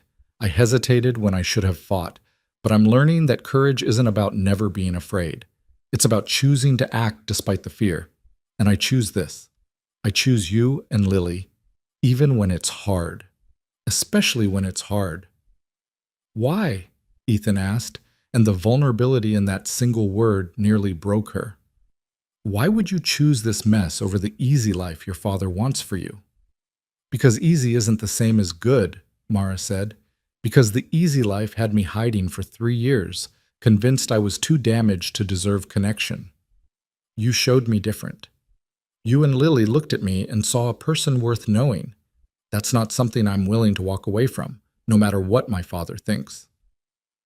They sat in silence for a long moment, the late hour pressing down around them. Finally, Ethan spoke, his voice barely above a whisper. I'm scared, Mara. Of this. Of us. Of what it means to let you in. Because if I let you in and you leave, when you leave, I don't know if I'll survive it, and I know for certain Lily won't. I'm scared too, Mara admitted. Of disappointing you, of not being strong enough, of my father's interference destroying what we're building. But I'd rather be scared and trying than safe and alone. Ethan reached out slowly, his hand finding hers in the dim light. What if we fail? Then we fail, Mara said, threading her fingers through his. But at least we'll fail having tried, having been brave enough to reach for something real. You make it sound simple. It's not simple at all. It's terrifying and complicated and probably going to be the hardest thing either of us has ever done. But Ethan, when I'm with you and Lily, I remember what it feels like to be alive instead of just surviving. That's worth fighting for. Ethan pulled her closer until she was kneeling between his legs, their faces inches apart. I can't promise you easy. I can't promise you stability or financial security or any of the things your father thinks you deserve. I don't want easy, Mara said. I want real. I want you. He kissed her then, exhaustion and hope and fear all tangled together. It was different from their first kiss. Less tentative, more certain, weighted with everything they'd survived in the days since the dinner. When they pulled apart, Ethan rested his forehead against hers. I'm still terrified, he admitted. Good. Me too. We can be terrified together. A sound from Lily's room made them both freeze, a small whimper that could signal awakening or just sleep-talking. They waited, listening, until silence resumed. I should let you get home, Ethan said quietly. It's late. Or I could stay, Mara offered. On the couch, just so you're not alone. Mara, as friends, she clarified quickly. Just two people who are tired of being alone, sharing space. Nothing that requires promises or definitions. Ethan considered this, clearly weighing propriety against loneliness. Finally, he nodded. Okay, but you take my bed. I'll sleep on the couch. Absolutely not. You just worked 18 hours. And you watched my daughter and waited up for me. We're not doing this thing where we argue about who's more tired. They compromised, Ethan taking his bed, Mara on the couch with the spare blanket he insisted she use. As he headed toward his room, he paused. Mara, thank you for tonight, for everything. Thank you for letting me, she replied. She lay awake on the couch for a long time after his door closed, listening to the sounds of the apartment settling, the distant traffic, the rhythm of two other people breathing in nearby rooms. This wasn't her penthouse with its silence and isolation. This was life, messy and complicated, and full of the beautiful, terrible vulnerability of connection. In the morning, she woke to the smell of coffee and the sound of Lily's laughter. When she emerged from the living room, she found Ethan attempting to make pancakes while Lily provided enthusiastic but unhelpful assistance. "You're still here," Lily exclaimed when she saw Mara. "Daddy, she stayed." "I see that," Ethan said, and when he looked at Mara, there was something different in his expression. Not quite surrender, but maybe acceptance, maybe hope. "I make terrible pancakes," he admitted. "Fair warning." "I make excellent pancakes," Mara countered. "Want help?" "Always," Ethan said quietly, and the word carried weight beyond breakfast. They cooked together in the small kitchen, Lily narrating their every move like a sports commentator. The pancakes turned out perfectly, golden and fluffy, exactly right. They ate at the tiny table, Lily between them, chattering about her plans for the day. And Mara felt it, that dangerous, precious thing called belonging. The sense that she was exactly where she was supposed to be, doing exactly what she was meant to do. It wasn't glamorous, it wasn't easy, but it was real in a way her isolated life had never been. After breakfast, as Mara prepared to leave, Lily hugged her fiercely. "Come back soon, okay?" "I will," Mara promised. Ethan walked her to the door, his hand briefly touching the small of her back, a gesture becoming familiar, becoming theirs. "You really stayed," he said softly. "I told you I would."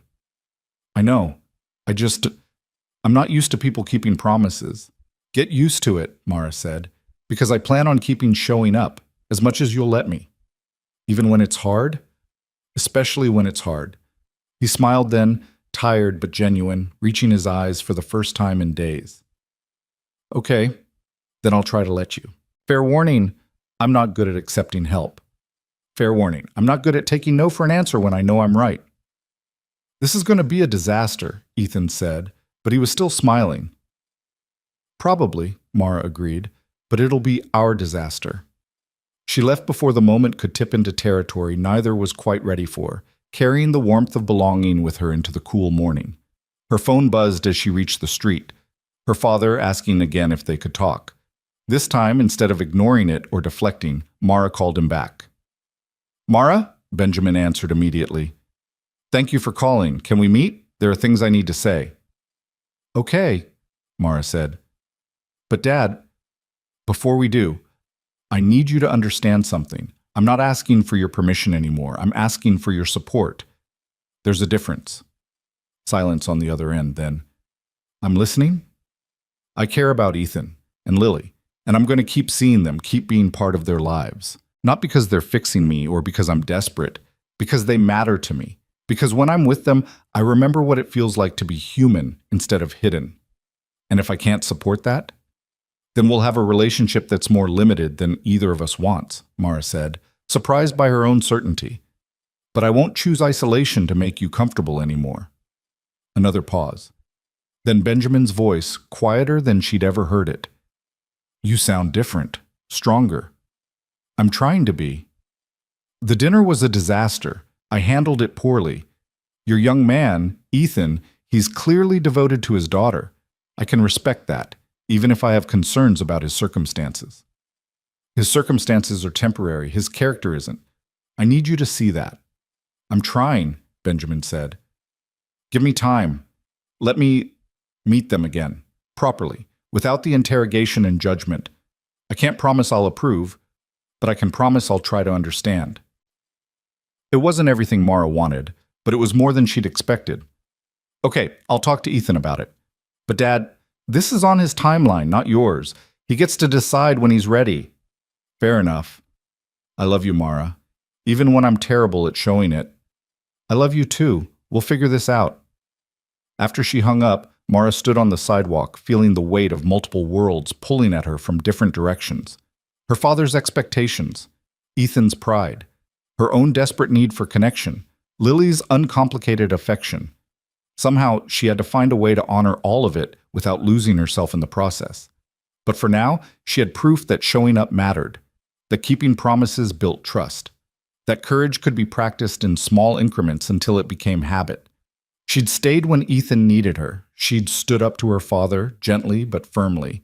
She'd chosen authenticity over comfort. It was a start. And sometimes, a start was all you needed to believe the rest might be possible. The weeks that followed felt like learning to walk on new legs, unsteady but determined, each step building confidence even when the ground felt uncertain beneath them. Mara showed up for Lily twice more when Ethan's impossible schedule demanded it, and each time she stayed a little longer, fit a little more naturally into the rhythms of their life. Ethan was learning to accept her presence without interrogating her motives, and Mara was learning that love sometimes looked like folding laundry and checking homework rather than grand gestures. But the situation with her father remained unresolved, a storm cloud on the horizon that threatened to break at any moment. Benjamin had been patient, more patient than Mara had expected, but she knew his restraint had limits. 3 weeks after their phone conversation, those limits ran out. Mara was leaving Ethan's building on a Sunday evening, her heart full from an afternoon of board games and laughter, when she found her father's car parked on the street. Not a driver. Benjamin himself standing beside the sedan with his arms crossed, looking profoundly out of place in this working-class neighborhood. "Dad," Mara said, anxiety spiking, "what are you doing here?" "You wouldn't arrange a proper meeting," Benjamin said, "so I arranged one myself. You can't just show up. I can when my daughter is spending all her time in a part of town where her car is worth more than every vehicle on the block combined. We need to talk, Mara. Really talk." Before Mara could respond, Ethan appeared in the building's doorway, Lily beside him. He must have been watching from the window, must have seen Benjamin arrive. The look on his face was carefully neutral, but Mara knew him well enough now to recognize the tension in his jaw, the protective stance as he moved slightly in front of his daughter. "Mr. Ellison," Ethan said evenly. "Unexpected visit." "Mr. Brooks?" Benjamin's tone was equally measured. "I was hoping we could have a conversation. All of us. Like adults." "Daddy? Is that the man from the big house?" Lily whispered, loud enough for everyone to hear. "The one who was mean?" Ethan's hand tightened on his daughter's shoulder. "Lily, inside. Now." "But, please, sweetheart, this is adult conversation time." Lily looked like she wanted to argue, but something in her father's voice stopped her. She retreated inside with obvious reluctance, and Ethan descended the steps slowly, positioning himself between Benjamin and the building like he was guarding something precious. "If you're here to insult me again," Ethan said quietly, "save your breath. I've had a long day, and I'm not in the mood." "I'm not here to insult anyone," Benjamin said. "I'm here because the situation has changed, and we need to address it before it becomes a bigger problem." Mara felt ice settle in her stomach. "What situation?" Benjamin pulled out his phone, tapped a few times, then held it up. On the screen was a photo. Mara and Ethan and Lily in the park 2 weeks ago, the three of them laughing at something, looking for all the world like a family. The photo had been taken from a distance, clearly without their knowledge. "This appeared on a gossip blog yesterday," Benjamin said, along with some very creative speculation about the mysterious, reclusive Mara Ellison emerging from hiding with a new boyfriend and his daughter. By tomorrow, it'll be in actual news outlets. By next week, you'll have photographers camped outside this building. Ethan's face had gone pale. "You've got to be kidding me." "I wish I was," Benjamin said. "Mara, you're the daughter of one of the wealthiest men in the city, and you've been hidden from public view for 3 years. Your reappearance is news. Your connection to—" He gestured at Ethan. "Someone outside our usual social circles is the kind of story tabloids dream about." "So what?" Mara said, anger rising. "So people know I'm seeing someone. That's not exactly scandalous." "It is when they start digging," Benjamin said grimly. "When they find out about Ethan's employment history, his financial struggles, his ex-wife who abandoned them. When they turn this into some kind of fairy tale narrative about the scarred heiress and the struggling single father. They'll make your life hell, Mara. Both your lives." "Maybe we can handle it," Mara said, though her voice wavered. "Can you?" Benjamin turned to Ethan. "Can you handle photographers following your daughter to school? Reporters asking her questions about her mother? Your private life becoming public entertainment?" Ethan's silence was answer enough. Mara saw the fear in his eyes, the protective instinct warring with the reality of the situation. "This is exactly what I was afraid of," Benjamin continued.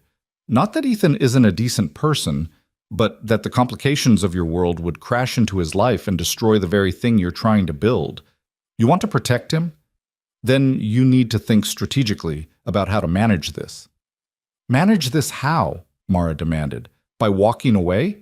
By proving that you were right all along? By being smart, Benjamin said. By recognizing that privacy is a luxury you can afford to give him, even if you can't have it yourself. No, Ethan said suddenly, his voice rough. He was looking at Mara with an expression that broke her heart. He's right. Mara, I can't subject Lily to this. I can't have her life turned into a circus because her dad is dating someone whose last name comes with paparazzi. So what are you saying? Mara asked, tears already starting. I'm saying maybe we need to step back, before this gets worse, before Lily gets hurt. She'll be more hurt if I disappear, Mara protested. Ethan, we've been building something real. You can't just throw that away because of some photographs. It's not just photographs, Ethan said, frustration bleeding through his careful control. It's the reality of who you are and who I am. I was fooling myself thinking we could bridge that gap. Your father tried to tell me at that dinner, and I didn't listen because I wanted to believe. He stopped, running his hand through his hair. It doesn't matter what I wanted to believe. What matters is protecting my daughter. I can protect her too, Mara said desperately. Ethan, please, don't do this. Mr. Brooks, Benjamin said, his voice surprisingly gentle. I understand your instinct to retreat, but I'm not here to break you apart. I'm here because I finally understand that fighting this is only going to hurt my daughter more, and despite our differences, I don't want that. Both Mara and Ethan stared at him. What are you saying? Mara asked. I'm saying I was wrong, Benjamin admitted, the words clearly difficult. About a lot of things. I thought protecting you meant isolating you. I thought the right man for you would come from the right background, have the right credentials, move in the right circles. But watching you these past weeks, seeing you actually live instead of just survive, I realized you were right. I turned protection into prison. Dad, let me finish, Benjamin said. Ethan, at that dinner, I said some things that were unfair and cruel. I questioned your stability, your commitment, your worth as a partner for my daughter. I was wrong to do that. Not because your financial situation has changed, it hasn't, but because I was measuring worth with the wrong metrics. Ethan's expression remained guarded. What metrics should you have used? The fact that my daughter smiles now, Benjamin said simply. The fact that she leaves her apartment without prompting, engages with the world, allows herself to be vulnerable. The fact that in 3 weeks with you, she's shown more healing than in 3 years of the best therapy money could buy. That's worth more than any bank balance. Mara felt tears spilling over, unable to stop them. Her father, proud, stubborn Benjamin Ellison, was admitting fault in a way she'd never witnessed. But worth doesn't protect Lily from photographers, Ethan said quietly. It doesn't change the fact that being with Mara comes with complications I'm not equipped to handle. What if you didn't have to handle them alone? Benjamin asked. What if, instead of seeing me as an obstacle, you saw me as a resource? I have lawyers who specialize in privacy protection, security teams who can keep your daughter safe, PR people who can control the narrative instead of letting tabloids write it for you. I don't want your charity, Ethan said, the old pride flaring. It's not charity, Benjamin countered. It's investment in my daughter's happiness. And believe me, I'm selfish enough that this is entirely self-serving. Mara's the only family I have. If keeping her happy means helping you protect your daughter, then that's what I'll do. You're serious, Ethan said slowly. You're actually saying you'll support this. I'm saying I'll stop fighting it, Benjamin clarified. I still think you and Mara come from fundamentally different worlds. I still worry about long-term compatibility. But I also recognize that those are my issues to work through, not obstacles I should place in your path. If you can make my daughter happy, if you can give her the life she deserves, then the least I can do is make that possible instead of impossible. Mara was crying openly now, unable to believe what she was hearing. Ethan looked equally stunned, his defenses crumbling in the face of unexpected support. What would this actually look like? Ethan asked carefully. This help you're offering. First, we control the story, Benjamin said, shifting into business mode. We don't hide, but we manage disclosure. A carefully written statement acknowledging that Mara is in a relationship, asking for privacy, making it clear that harassment will be met with legal action. We make you boring instead of scandalous. And Lily? Ethan's voice cracked slightly on his daughter's name. We protect her completely, Benjamin said firmly. No photos, no information, no comment. Anyone who tries to involve a child gets destroyed legally and financially. I don't make idle threats, Mr. Brooks. If someone goes after your daughter, they'll discover exactly how vindictive I can be. Despite everything, Ethan laughed, a short, disbelieving sound. You know, when Mara first told me who you were, I looked you up, read about your business practices. You have a reputation for being ruthless. I am ruthless, Benjamin agreed, when it comes to protecting what's mine. And whether I like it or not, you're apparently part of that category now. I don't know what to say, Ethan admitted. Say you'll give this a real chance, Benjamin said. Say you'll let us help instead of trying to carry everything alone. Say you'll trust that maybe, just maybe, this doesn't have to end in disaster. Ethan looked at Mara, really looked at her, and she saw the war happening behind his eyes, fear and hope, pride and pragmatism, the desperate desire to believe warring with the lifetime of experience that said things like this didn't work out for people like him. Mara, he said quietly, what do you want? I want you, she said without hesitation. I want Lily. I want Sunday dinners in your cramped apartment and helping with homework and being part of your life. Not the sanitized version, not the version that fits my father's expectations, your actual life with all its complications. Even when those complications include paparazzi and public scrutiny and people questioning your choices. Especially then, Mara said, because choosing you, choosing us, in the face of all that proves this is real.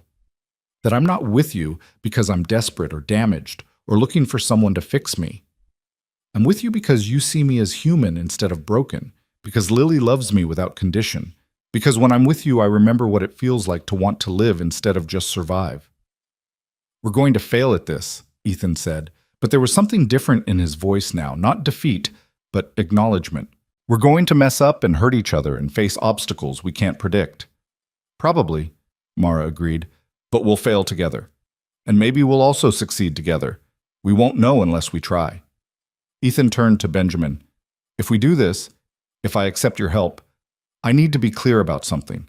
I'm not going to be your project. I'm not going to let you remake me into someone you think is more suitable for your daughter. I am who I am, a broke single dad working 3 jobs and doing my best. If that's not good enough, then we end this now before Lily gets more attached. It's enough, Benjamin said, and to Mara's shock, he extended his hand. More than enough. If it makes my daughter look at me the way she's looking at you right now. Ethan took his hand, and Mara felt something shift, not resolution, but possibility. The beginning of something new built on honesty instead of pretense. I should talk to Lily, Ethan said. Explain what's happening before she hears it somewhere else. Can I be there? Mara asked. When you tell her? Ethan hesitated, then nodded. Yeah, you should be there. This affects you too.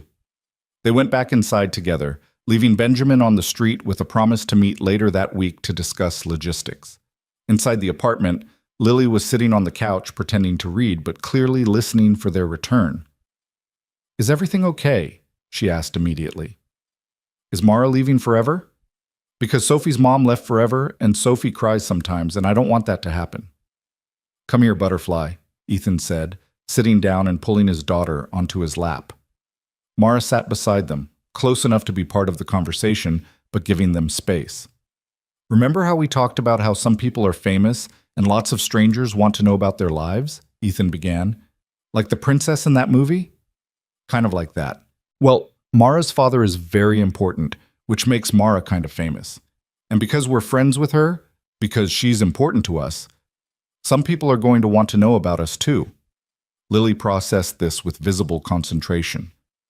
Are they going to take pictures? Probably, Ethan admitted, and ask questions. And it might feel weird or scary sometimes, but we're going to have help keeping you safe. Mara's father, he's going to make sure nobody bothers you or makes you uncomfortable. Is he still mean? Despite the seriousness of the conversation, both adults smiled. He's trying to be less mean, Mara said. He's learning, just like all of us. Okay, Lily said with the flexibility of childhood. So people will take pictures, but I'll be safe and you're not leaving? I'm not leaving, Mara confirmed. And Daddy's okay with that? Ethan pulled both of them closer, his daughter and the woman he was learning to love, despite every reason to protect himself. Daddy's okay with that. Lily seemed satisfied with this explanation and immediately moved on to asking if they could have ice cream, because apparently emotional conversations required frozen treats. As Ethan went to check if they actually had any, Lily cuddled against Mara. I'm glad you're staying, she whispered. You make our family bigger. Our family. Two words that carried weight beyond their simplicity, acknowledgement that Mara belonged here, was claimed by this small person without reservation or condition. I'm glad too, Mara whispered back. So glad. The following weeks were a masterclass in managing publicity with Benjamin's considerable resources behind them. The statement his PR team crafted was perfect, acknowledging the relationship while firmly establishing boundaries around privacy. When photographers did show up outside Ethan's building, security personnel Benjamin hired made it clear that harassment would have consequences. The story ran its course through news cycles as these things did. Initial interest, speculation, then fading as newer scandals emerged. There were unkind articles questioning Mara's judgment, think pieces about class differences, amateur psychology about damaged people seeking redemption through romance. But there were also surprisingly supportive responses. People who saw the photos and recognized authentic connection, who appreciated the simple story of two people choosing each other despite complications. Through it all, Ethan and Mara kept showing up. For each other, for Lily, for the life they were building together.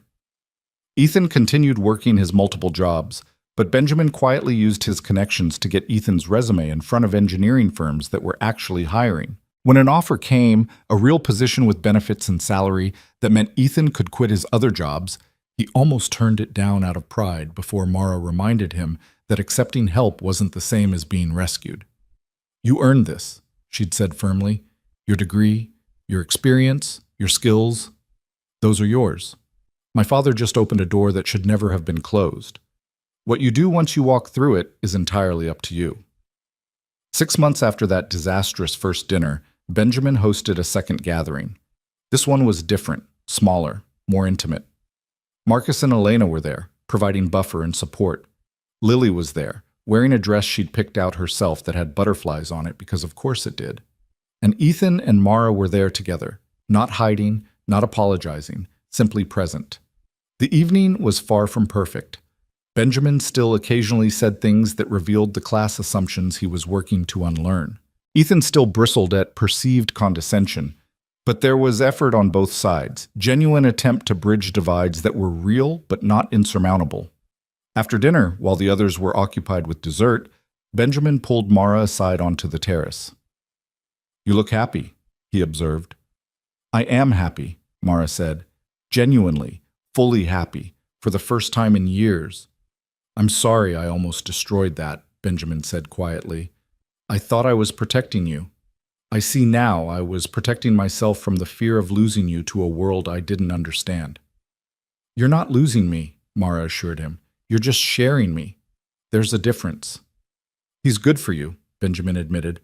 I still don't entirely understand what you see in him, but I don't need to understand.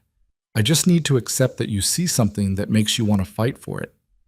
I see someone who looked at my scars and saw maps, Mara said. Someone who chose kindness when cruelty would have been easier. Someone who's teaching his daughter that worth isn't measured in money or status, but in how you treat people when nobody's watching. Benjamin nodded, looking out over the manicured gardens of his estate. Your mother would have liked him, he said finally. She always said I was too concerned with appearances, too focused on what people would think instead of what actually mattered. It was the first time in years he'd mentioned Mara's mother without the conversation ending in tears. Mara slipped her hand into his. She'd be proud of both of us, Mara said, for learning to choose people over pride. Inside, Lily's laughter rang out, pure and uncomplicated.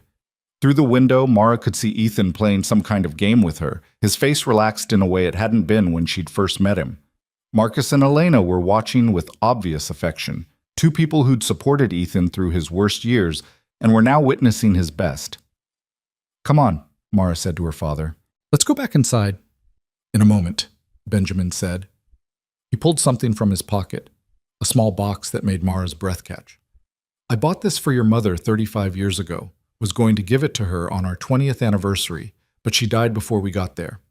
I've been holding on to it, waiting for the right moment, the right person. He opened the box to reveal a simple ring, elegant in its understatement, beautiful without being ostentatious. I'm not suggesting you rush into anything, Benjamin continued, but when the time comes, if the time comes, I want you to have this. Not because I'm trying to control your relationship, but because I want you to know I support it, genuinely support it. Mara took the box with shaking hands. Dad, you don't have to use it, Benjamin said quickly. If Ethan wants to choose his own ring, I'll understand. But I wanted you to know it's here, that I'm here, that whatever you need to build the life you want, I'll help provide. Mara hugged her father tightly, this complicated man who loved her in the only way he knew how and was learning to love her better.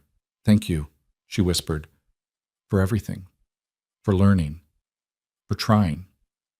Thank you for being patient with an old man's fears, Benjamin replied. They went back inside together, rejoining the gathering. Ethan looked up as they entered, a question in his eyes that Mara answered with a smile. Later, she would tell him about the ring, about her father's blessing.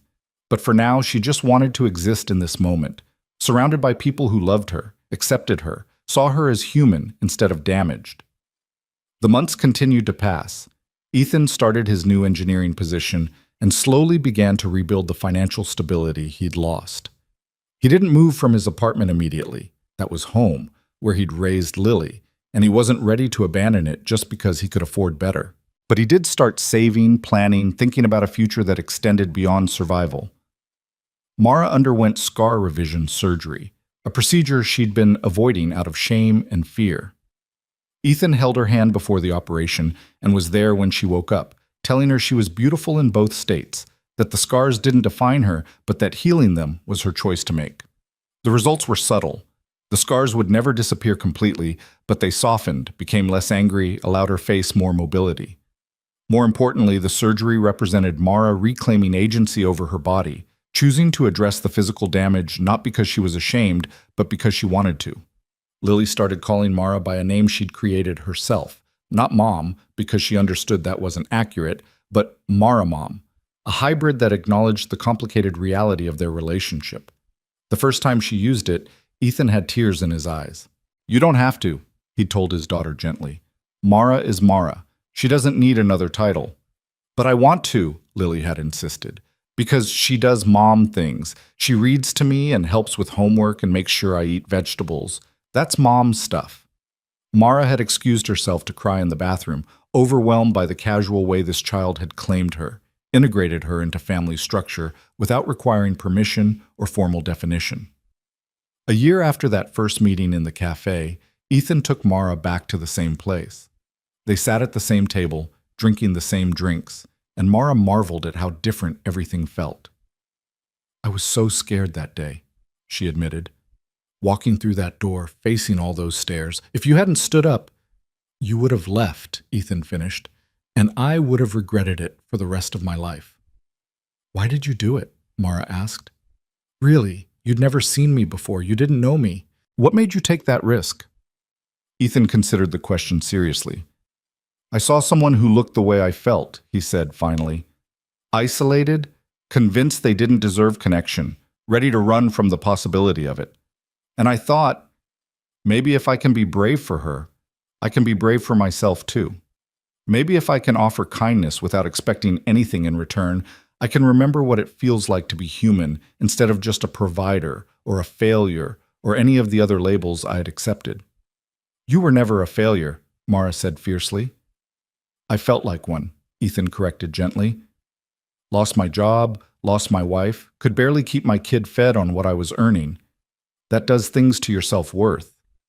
But then you walked into my life, and suddenly I had a reason to stand up straighter.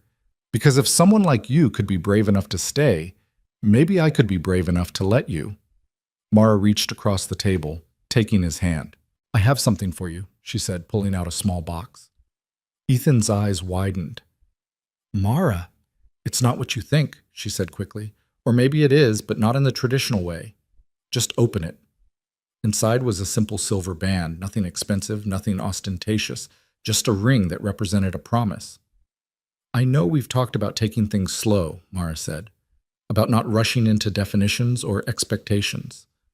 But Ethan, you and Lily are my family. You're the people I want to come home to, the ones I want to build a life with.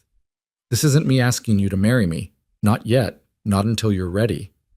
This is me promising that I'm not going anywhere, that I choose this, choose you, choose us. Every day, for as long as you'll have me. Ethan took the ring from the box with shaking hands. What if I want to marry you? He asked quietly. What if I'm ready now? Mara's breath caught. Are you? I am scared, Ethan admitted. Of failing you, of not being enough, of all the ways this could go wrong. But I'm more scared of living without you, of teaching Lily that fear should win over hope, of letting the best thing that ever happened to me slip away because I was too proud or too afraid to hold on tight. He stood up, moving around the table to kneel beside her chair. Several cafe patrons noticed, started watching with the kind of attention that would have paralyzed Mara a year ago, but now just felt like witness to something beautiful. Mara Ellison, Ethan said, you walked into my life when I was convinced I didn't deserve good things. You looked at my daughter and saw possibility instead of burden. You looked at my poverty and saw character instead of failure. You looked at me, really looked, and saw someone worth fighting for. I don't have much to offer except 3 jobs. I'm slowly consolidating into one, an apartment that's too small, and a 6-year-old who already loves you like you've been here forever. But if you'll have me, have us, I promise to spend every day proving you made the right choice. Mara was crying openly now, not caring who saw. Yes, she whispered. Yes, yes, absolutely yes. The cafe erupted in applause as Ethan slid the ring onto her finger. It was imperfect, slightly too loose, requiring resizing, but it was theirs, chosen in a moment of spontaneous courage rather than careful planning.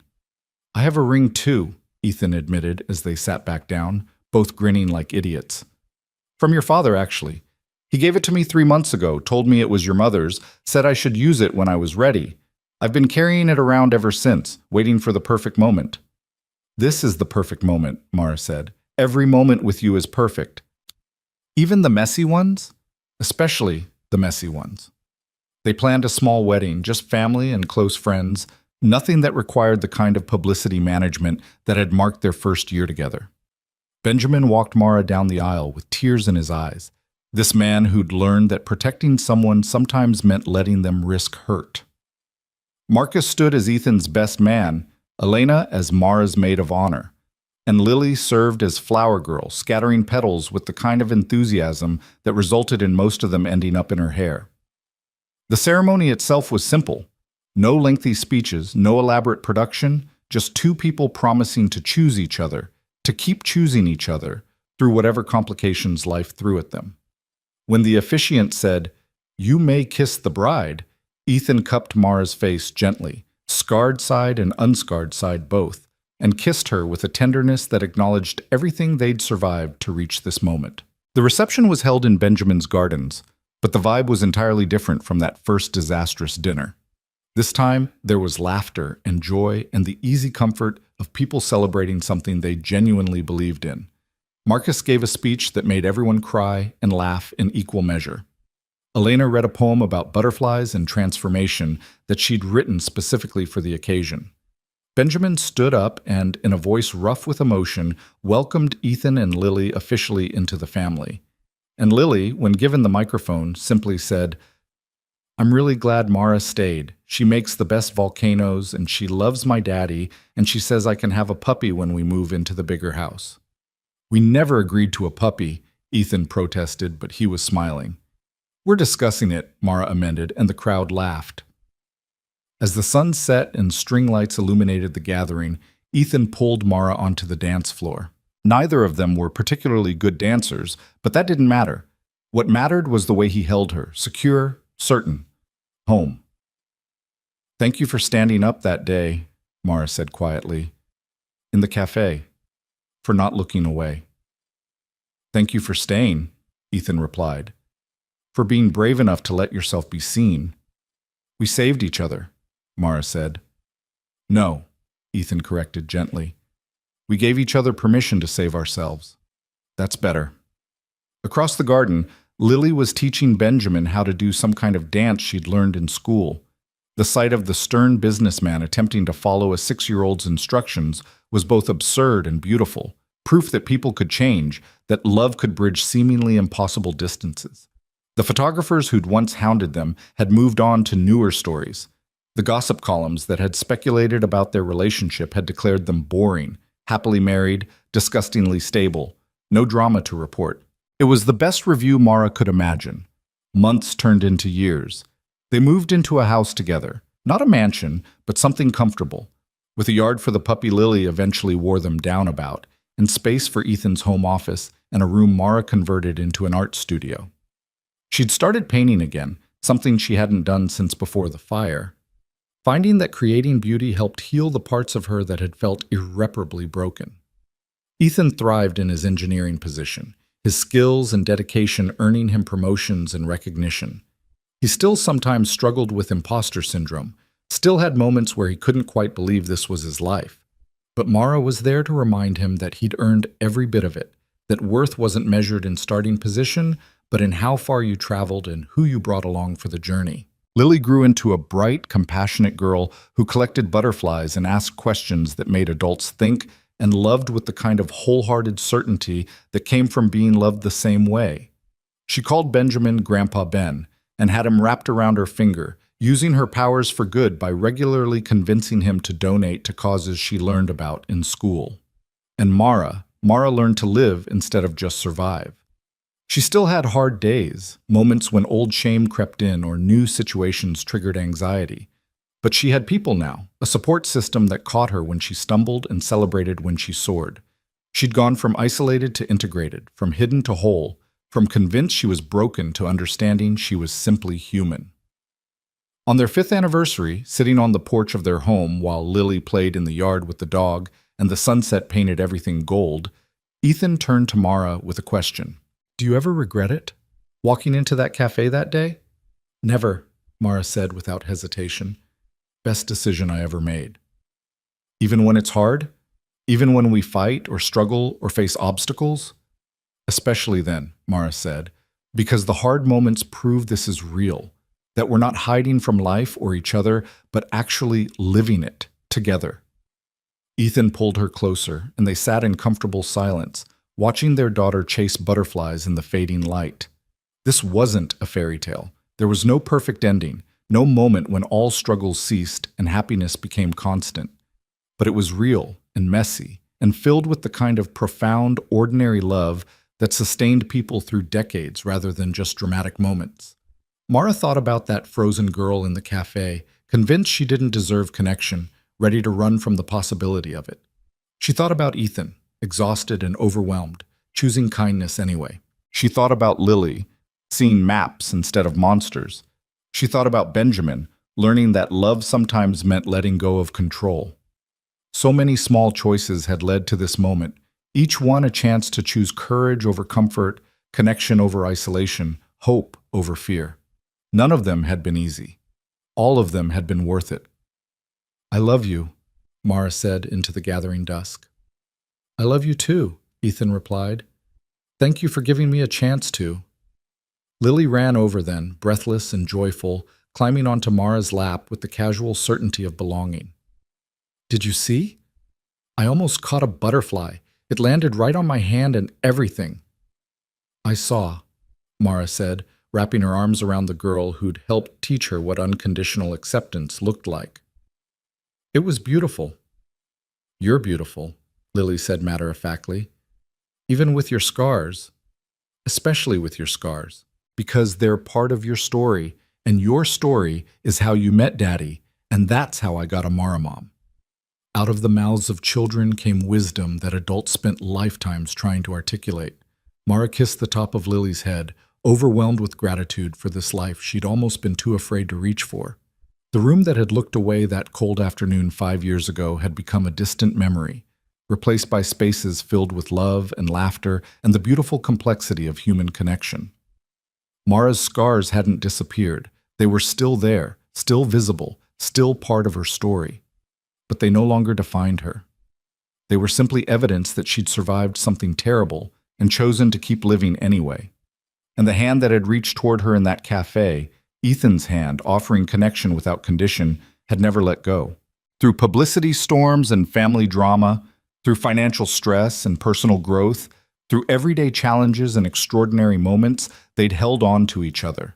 Not because they were perfect, not because love had solved all their problems, but because they'd chosen each other, kept choosing each other, day after ordinary day. That was enough. It was everything.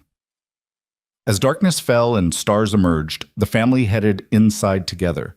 3 people bound not by biology or circumstance, but by the conscious, courageous decision to build something real in a world that often settled for less. Mara paused at the threshold, looking back at the yard, the house, the life she'd built from the ashes of trauma and isolation. Ethan waited beside her, patient as always, ready to move forward when she was ready. "Thank you," she whispered, to him, to the universe, to the version of herself that had been brave enough to stay in that cafe 5 years ago. Then she stepped inside, into warmth and light, and the imperfect, beautiful reality of home.